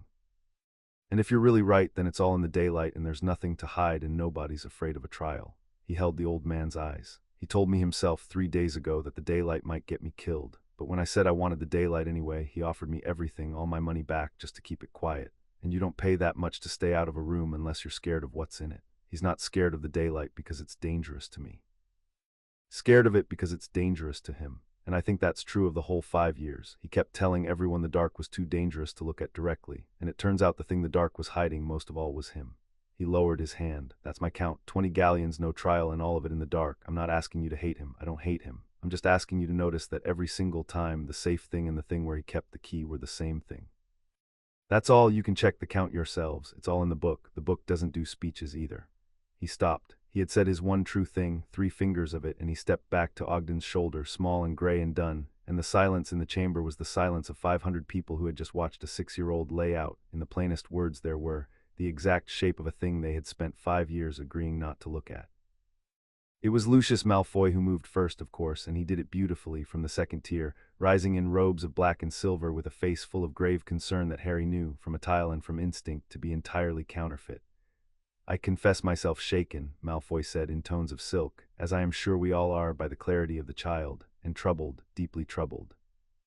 I have had my differences with the chief warlock, everyone knows it, and I had steeled myself to be accused of malice for anything I said today, and so I had resolved to say nothing. A pause, elegant, but I find I cannot be silent before the second of the child's points, because it is not a matter of guardianship at all. It is a matter of law enforcement, and it is grave, and it touches every person in this chamber who has ever trusted that our courts try a man before they bury him alive. A man has been in Azkaban for 5 years without trial, named in a will, never questioned. On the word it now appears of the very man who stood most to gain from his removal. I do not say the chief warlock is a liar, I would not dream of it. I say only that this chamber cannot unhear what the child has counted, and that one of us with the standing to act upon it ought to say plainly what happens now. And he turned with exquisite timing toward the great doors. Madam Bones. You are the head of magical law enforcement. You have been very quiet. Is a committal to Azkaban without trial a lawful thing in the Britain you are sworn to keep? And Amelia Bones stepped forward into the well, and she did not look at Malfoy, whom she plainly trusted no further than Harry did, and she did not look at Dumbledore, and she looked instead at the paper still in her own hand, and then at Harry, and then up at the whole chamber, and when she spoke her square firm voice had no silk in it at all, only stone. No, she said, it is not lawful, it has never been lawful.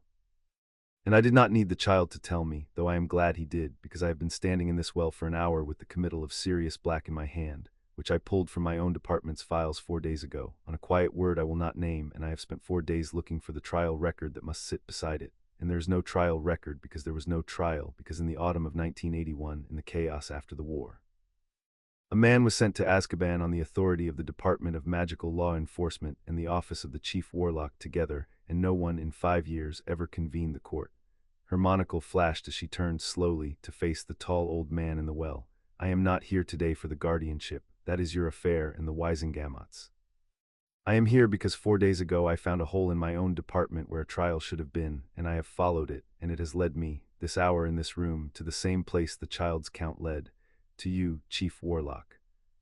So I will ask it as the child asked it plainly, and I will have an answer, and if I do not have a good one I will open a formal inquiry of the Department of Magical Law Enforcement before I leave this chamber, into the imprisonment without trial of Sirius Orion Black, and I will chase it wherever it goes, no matter how high, because that, unlike the guardianship, is squarely and entirely mine, and I have never in my life sat on a thing that was mine. She did not raise her voice. She did not need to. Why was there no trial? The chamber did not breathe. And for the first time in the whole of it, in front of 500 of the people he had led for 30 years, Albus Dumbledore did not have an answer ready. He stood in the well, tall and old and alone now, no chair beneath him and no warm certain story left that would fit the size of the question, and the silence stretched, and the silence was the loudest thing that had happened all day. And Harry at Ogden's shoulder watched the most powerful wizard in Britain be asked one plain question he could not answer without confessing, by a woman who could not be flattered, in front of a room that had at last been given permission to stop being afraid. Madam Bones, Dumbledore said at last, and his voice was very quiet and very tired, and for once entirely without a story in it, I think you had better open your inquiry. Marchbanks brought her hand down on the arm of the high chair, once, a hard flat sound that went round the whole dark well. Then this chamber will not vote today on the confirmation of anything, she said, for a guardianship cannot be confirmed while the guardian is the subject of a formal inquiry by law enforcement, and I will not have it said that the Wisengamot blessed a man's authority over a child with one hand while the law reached for his collar with the other. We adjourn. We reconvene in 3 days to rule on the disposition of the House of Potter, upon the evidence of that book and the findings of Madame Bones's inquiry, and not 1 hour sooner and not one word from that chair until we do. Her sharp old eyes found Harry at the bottom of the well, and something in them was not quite a smile and was certainly not pity. The heir has been heard, the chamber has heard him. Whatever else is true, let the record show the count was clean. We are adjourned. Chapter 6 and Chapter 7, The Restoration. 3 days changed the room. Harry felt at the moment he stepped out of the low goblin passage into the atrium, and it took him a while to understand what it was because it was not a loud change. The whispers were the same. The stairs were the same, the small boy in plain dark robes flanked by his goblins and his scowling old wizard.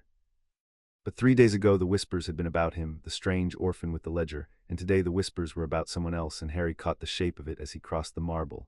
A name, over and over, passed hand to hand across the atrium like a coin nobody wanted to be caught holding.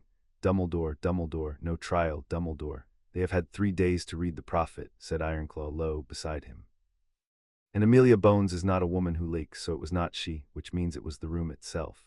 500 wizards went home 3 nights ago having watched a 6-year-old count, and they could not sleep, and they told their wives, and their wives told the shops, and now it is everywhere, and a thing that is everywhere cannot be soothed back into a drawer by a warm voice. That is what you did, Mr. Potter. You did not win in the chamber 3 days ago. You made it impossible for the chamber to go on not knowing. The winning is today. But the not knowing you ended already, and that was the part he could not undo, because you cannot rehide a thing 500 people have decided out loud to stop pretending about. The courtroom was fuller than before. Every seat and figures standing at the backs of the tiers, and in the high chair Griselda Marchbanks, not Dumbledore, ancient and upright with the register open at her elbow, and in the well, the same worn round of marble waiting at the bottom of the well of faces. Albus Dumbledore was already there when Harry came in, standing in the well, not in plum now but in a plainer dark robe without the chain of office, an old man who had taken off his own regalia before anyone could take it off him. And Harry understood the gesture and understood that it was, like all his gestures, both sincere and chosen, and that the two had never once been separable in him and never would be.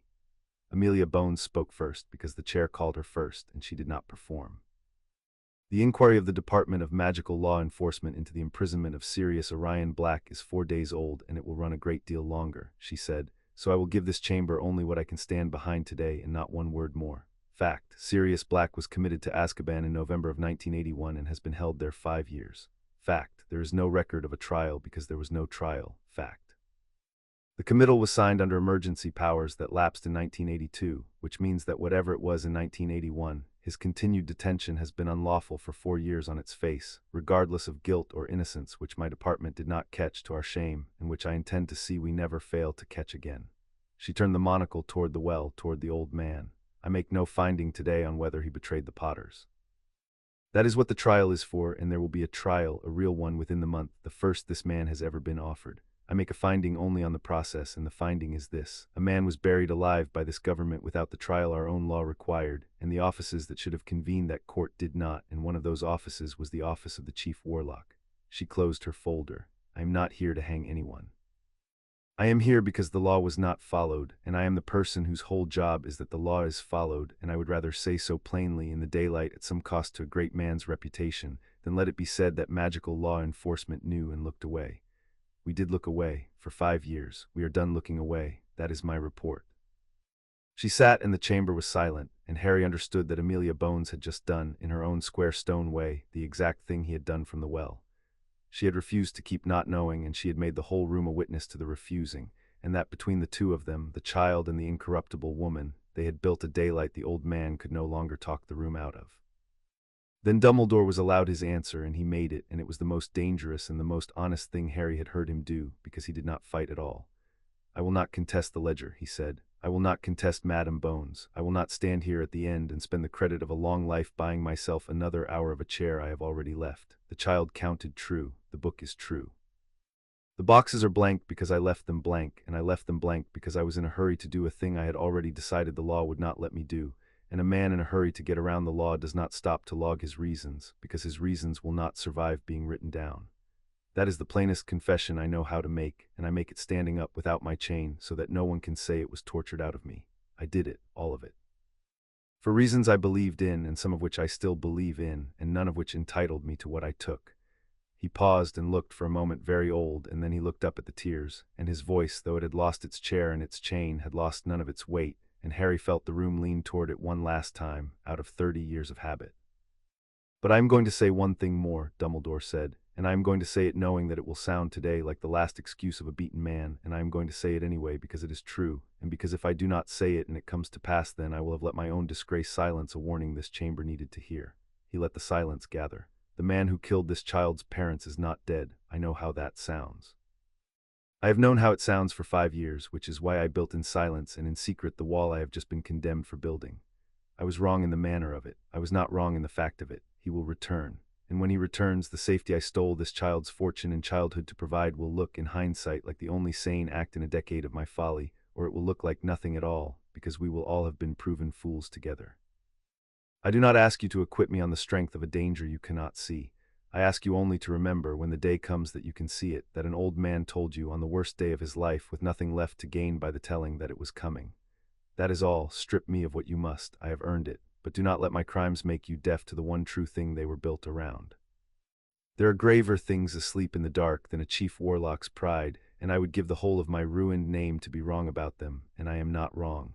He fell silent. The chamber did not know what to do with him, because he had not defended himself and had confessed everything, and had then handed them a warning that no one could confirm or dismiss, and had done it all with a dignity that made the punishing of him feel obscurely like a thing they should be ashamed of, which was, Harry thought, at the very bottom of the well, exactly what he had intended, and also exactly what he believed, and that both were true, and that this was the whole of him in one last breath. Sincere and strategic in the same words, so that you could never cut them apart, and neither, Harry suspected, could he. Marchbanks let the silence sit. Then she brought her hand down on the arm of the high chair once. "This chamber thanks the former chief warlock for his candor," she said, dry as the register, "and will weigh his warning at its proper hour, which is not this one. This hour is for the disposition of the House of Potter, and the law of it is not in doubt, and has not been in doubt since a book that cannot lie opened in this well 3 days ago, and I will not dress a plain ruling in a long speech, because the child taught us all the virtue of a plain count, and I would be a poor examiner if I failed to learn it." She lifted the first finger the way the child had, and Harry saw her do it, and saw that she had chosen to do it, and it was the nearest thing to warmth the old woman would ever permit herself. 1. The deed of standing guardianship is struck, void from the day it was filed, for it was never sealed in blood as the wardship of a deep house requires, and it opened a vault it had no power to open. Albus Dumbledore was never the lawful guardian of Harry Potter. He is not now. The record will show he never was. 2. The seal upon the wills of James and Lily Potter is lifted, being void from the first day for want of a logged cause and term. The wills are unsealed and will be executed as written, and the will names the guardians, and the chamber has no power to name others over the parents' plain word. So the wardship falls where the parents put it, to the first named who is able, and where none is presently able, it falls to the heir's own choosing under the oversight of Gringotts, which the heir will exercise this day. 3. Restitution. 214,600 galleons, with the interest of 5 years, to be recovered in full and returned to Vault 711, from the resources of Albus Dumbledore and of any trust his authority commanded, under the supervision of Gringotts, which is itself a wronged party to this fraud, and whose grievance this chamber acknowledges. Not one galleon of the House of Potter will be left in the fog. The bank will follow it into the fog, and the chamber lifts the chief warlock's privilege that has hidden it, there being no chief warlock's privilege to a man no longer in the chair. 4. The Potter seat. It has been voted by proxy 5 years without lawful authority, and every such vote is a stain the chamber cannot now unpour, but it can be stopped, and it is stopped. The seat reverts to the house to be held dormant, unvoted by any hand, until the heir comes of age and takes it up himself, unless the heir directs otherwise, which he has the right to do. And 5. Marchbanks looked down at the old man in the well, and there was no cruelty in it, and no mercy either, only the terrible evenness of a rule applied without fear. Albus Dumbledore is censured by this chamber formally, and the censure entered in the register in the boxes he left empty, so that the record is at last complete. He is barred from this day from the guardianship or wardship of any minor child, ever, by any instrument in perpetuity. His conduct in the matter of Sirius Black is referred entire to Madame Bones to fold into her inquiry. The chamber does not strip him of his other offices today. That is not before us, and I will not have it said we punished him beyond the matter, for that is precisely the disease we are here to cure.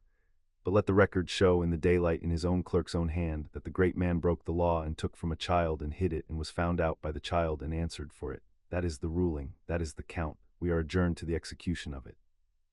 The hand came down again once, and it was done, and 500 wizards let out a breath together, and somewhere in the tiers a single pair of hands began very quietly to clap and then stopped embarrassed because no one was sure it was that kind of ending, and it was not, and the not being sure was, Harry thought, exactly right. He had not wanted applause. He had wanted the count to be clean. And the count was clean, and it was in the register now, in the boxes, forever, and that was the whole of what he had come up out of the deep of the earth to get. The chamber emptied slowly, the way a room empties when no one is quite sure whether they have witnessed a triumph or a funeral, and in the shuffle of plum robes toward the doors Lucius Malfoy passed close to the well and paused, and inclined his pale head to Harry with a smile of pure and poisonous satisfaction. "A remarkable afternoon, Lord Potter," he murmured. "You have done in an hour what I could not do in 15 years, and I find I am not even resentful, which for me is a form of applause. Do call on me when you are grown, should you ever wish to see how these things are done by someone with fewer scruples and more experience. I suspect we would find a great deal to disagree about and enjoy every minute of it." And he was gone before Harry had to answer, which was, Harry understood the point, a man laying down a card face up for later, and Harry filed it where the sums lived, not as a debt and not as a friendship, but as a fact about a serpent that had, for one afternoon, struck in a useful direction and might not next time. "He means it, and he means you harm, and both at once," said Ironclaw, watching the white blonde head recede. "You are learning the daylight faster than I would like. Come. There is nothing more for you here, and there is a thing Bandrock wishes to show you at the bank, and it is the last piece of the fog, and you had better see it, because it is not a simple piece, and I would not have you learn it from anyone who would make it simple." Bandrock had found the fog because the privilege was lifted and there was nowhere left for it to hide, and he had drawn it on a fresh wall, and this wall was harder to look at than the first one, though Harry could not have said at first why. "I told you money is a confession that takes years to finish," Bandrock said, and he was not rocking on his heels now, and there was none of the hunter's pleasure in him. "I have finished his. The 60,000 and the 160,000, the endowment and the drip, the whole fog, into the standing trust behind his privilege. I have it all, every galleon, and here is where it went, and I am going to tell it to you plainly because you have earned plain, and because you are the only person who has the right to decide what to feel about it, and I will not do your feeling for you." He put his finger on the first branch. Safe houses, 11 of them across 5 years, rented and warded and stocked, for families the war had marked and the peace had forgotten, people the returning dark would come for first. Real. Every one of them real. I visited too. There are children alive today in ordinary Muggle towns because a rent was paid on a house from a trust fed by your vault. His finger moved. Stipends. To 11 witches and wizards, small sums quarterly, the ones who kept the watch he spoke of, who patrol and listen and report, unpaid by any ministry, believing themselves the only wall between Britain and a thing most of the country thinks is dead. Real again. I checked. They are real people and they did real work, and some of them are poor because they gave up ordinary lives for it, and your gold is the only thing that let them. His finger stopped and rested and did not move for a moment, and this one, the largest single branch after the houses, a standing endowment paid quarterly for 5 years to the long-term ward of St. Mungo's Hospital, to the care specifically by name of 2 patients, Frank and Alice Longbottom. Harry went very still. "Your father's second-named guardians," Bandrock said quietly. "The good and steady ones," the will said, "tortured into madness by the same followers of the same man who killed your parents. They will never leave that ward. They do not know their own son's face. 5 years, the cost of their care, the healers in the room and the small comforts, the flowers someone puts by Alice Longbottom's bed every week though she cannot see them, has been paid out of your vault, through his trust, in secret, under his privilege." Bandrock lowered his hand. "He stole from you to keep alive the very people your father chose to raise you when he could not. He robbed the orphan to nurse the orphan's would-be guardians. That is in the confession too. The book does not know what to do with it." "Neither, I confess, do I." The audit room was quiet. Harry stood in front of the second wall, the harder wall, and did the thing he did, which was to make his face do nothing while the sums ran, and this time the sums would not resolve because they were not that kind of sum, and he stood with it for a long time before he spoke. "So he was telling the truth," Harry said at last. "Some of it. The war chest was real. He didn't buy himself anything. He spent it on safe houses and lookouts and on Frank and Alice. He was working it aloud, slow, straight down the middle, and it's still stolen, every galleon. He didn't ask me or Gringotts or a court. He decided alone in secret that my money should do good things he chose, and never once let anyone check, and never once let me know there were good things being done in my name, and never once said, when I stood in that room, by the way, some of your gold has been keeping the Longbottoms alive, because saying it would have looked like an excuse, and he's too proud to make an excuse he thinks he doesn't need." Harry's jaw worked once. "It doesn't fix it. Doing good with stolen money doesn't unsteal it." If I let that count, then anyone can rob anyone as long as they spend it nicely, and that's just the Dursleys again with better manners, so it's still theft, he's still guilty, the ruling stands, but, said Ironclaw softly because he had heard the shape of it in the boy's voice. But I'm not going to stop paying for the Longbottoms, Harry said, or the safe houses or the lookouts, not because he was right to do it in secret. Because it's the right thing to do, and now I've been shown it, I can't unsee it, and if I cut it off just to spite him, then two people who can't feed themselves lose their flowers because I was cross at the wizard who was paying for them. That's letting my anger at him cost somebody else, and I've had a whole life of grown-ups letting their feelings cost me, and I'm not going to be one. He looked at Bandrock. So here's what I want, and I want it done in the daylight, which is the whole difference. The safe houses, the lookouts, the Longbottoms care. I'll fund all of it myself openly as Lord Potter, with Gringotts keeping the book and Mr. Ogden minding the law and me signing every quarter so I know exactly where every galleon goes and can stop at any time. The same good things, out of the same vault, done the opposite way, not decided by one man in secret and hidden behind a privilege, decided by me out loud, checkable on my terms. He almost smiled and did not.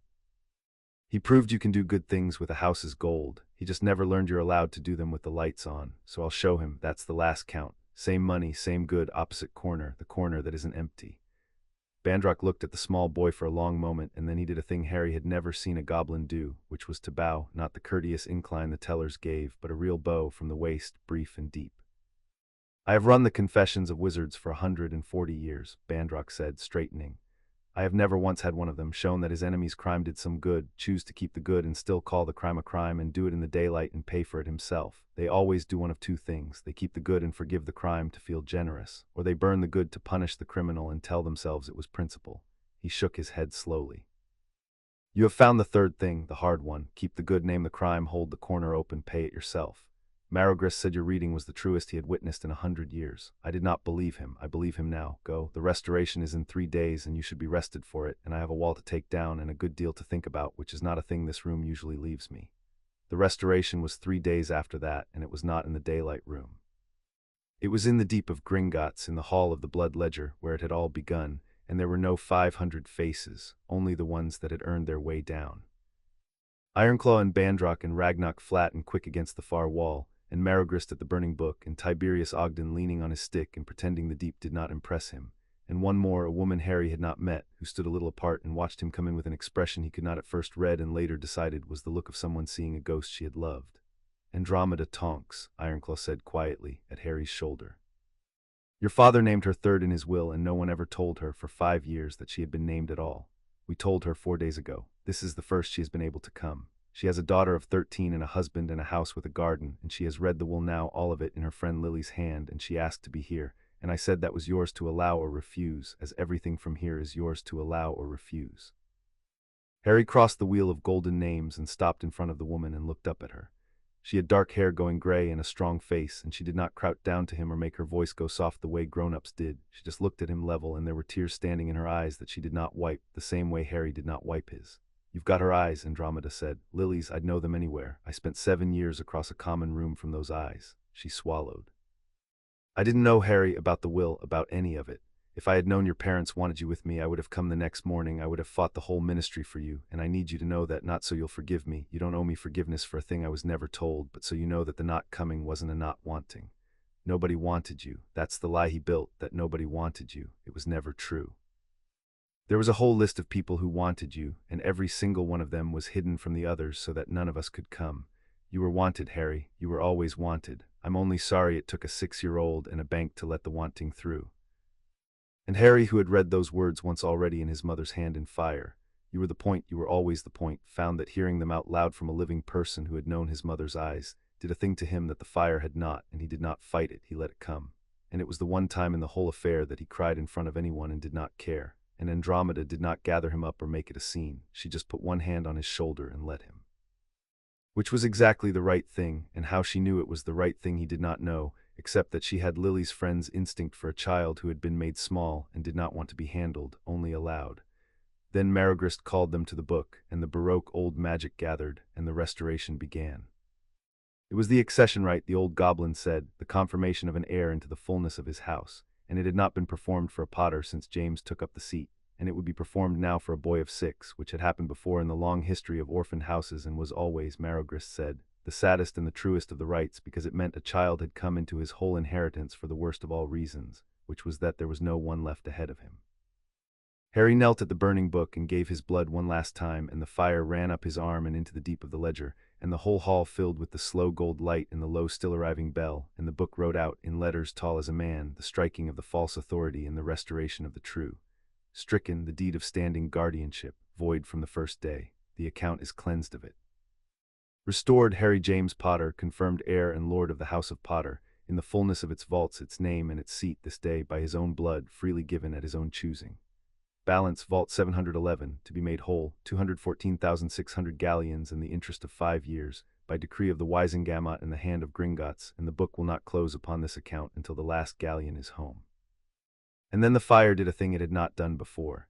It reached down deep into the oldest part of the book, and it wrote one line more in the deepest gold, the Peveril gold, and Maragris drew a slow breath, because he had not commanded it, and the book had done it of its own accord.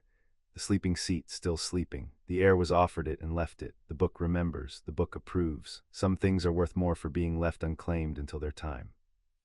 So too the air has directed the Potter seat to sleep, unvoted by any hand including his own guardian until the lord of the house is grown enough to lift it himself. He will take nothing before its time. He learned the cost of a seat voted by a hand that had no business in the chair, and he will not repeat it, even in his own favor. The book has never written this of a child. It writes it now.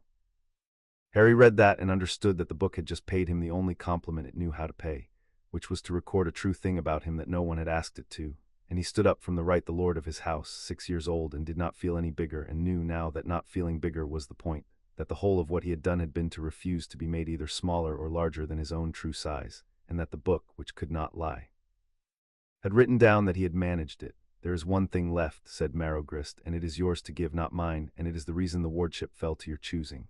Name your guardian, Lord of Potter, not forever. Your father's first choice sits on a rock and may yet come off it, and if he does, the wardship is his by your father's plain word, and you will decide then, as a wiser and less lonely boy, whether you wish it. But until that day, a child needs a roof and a hand, and the law and the book both wait now on the one name only you can speak. Harry turned. He looked at Andromeda Tonks, who had come the moment she was told, who had Lily's friend's instinct in a house with a garden and a daughter of 13, who had not tried to handle him, only to allow him.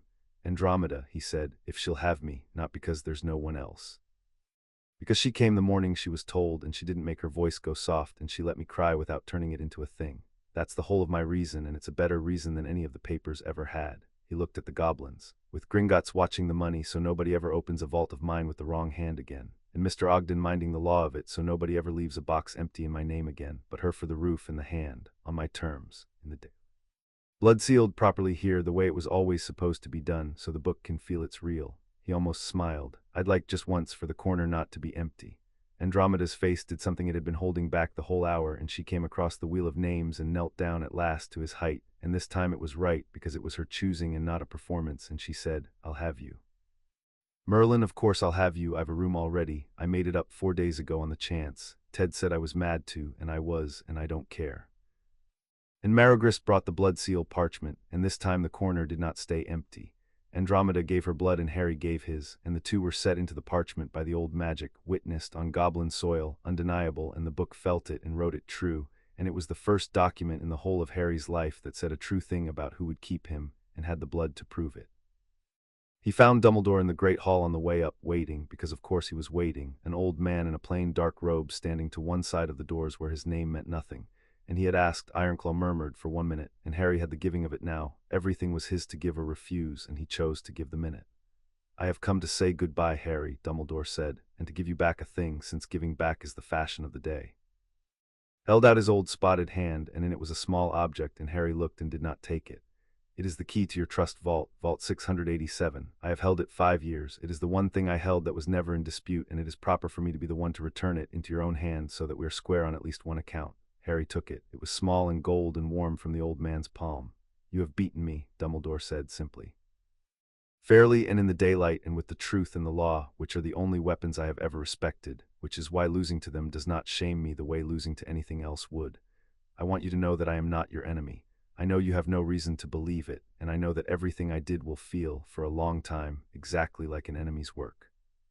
But the day is coming, sooner than you would wish, when you will need every friend you can find, compromised or not, and I would ask you to keep a small door open, somewhere in that formidable head, for for the possibility that the worst thing that ever happened to you and one of the people who will fight hardest to keep you alive might turn out to be the same old fool. Stranger things are true. Harry looked up at him, at the tired blue eyes behind the half-moon spectacles, at the most powerful wizard in Britain who had stolen his childhood and might, unbearably, also be telling the truth about the dark. And he held both of those in his head at once, as he had learned to hold the loving and the leftover sausages, because the world, it turned out, was made of things that were two things at once, and a person who insisted on only one of them was a person who could be lied to. "I'll keep the door open," Harry said, "a crack, because you might be right about him coming back, and if you are, I'd rather have a compromised friend than a proud one. But I'm keeping the key to it myself this time. You had all my keys for 5 years, and you can't be trusted with keys. So the door stays open a crack, and I hold the handle, and I decide, and I check you're working every single time forever. That's the deal. It's the best you're getting, and it's more than you gave me." Something moved across the old face that might have been grief and might have been pride, and was, Harry had learned, certainly both, and Dumbledore inclined his head, the great old tree giving to the wind one final time. "That is more than I gave you," he agreed, "and more than I deserve, and exactly to the galleon what is fair, which I suppose I ought to have expected from a boy who counts. Goodbye, Harry Potter, keep counting. It is the truest magic in this building, and there is a great deal of magic in this building." He drew his cloak about him and went out through the great doors, and they did not ring for him this time, and Harry understood that they only rang for a chief warlock, and that he was not one any longer, and that the silence of the doors was its own kind of ledger entry, quietly made. Ragnarok came to stand beside Harry as the doors closed on the old man.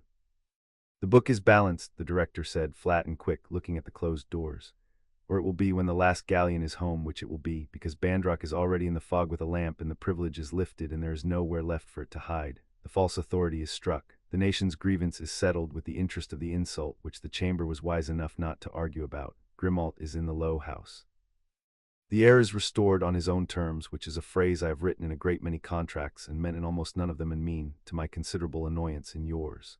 He looked down at Harry with the eyes that had no warmth in them, and Harry now knew no lie either. "You were a good client. I do not say that. I have never said it. I am saying it once, and I will deny it if you repeat it.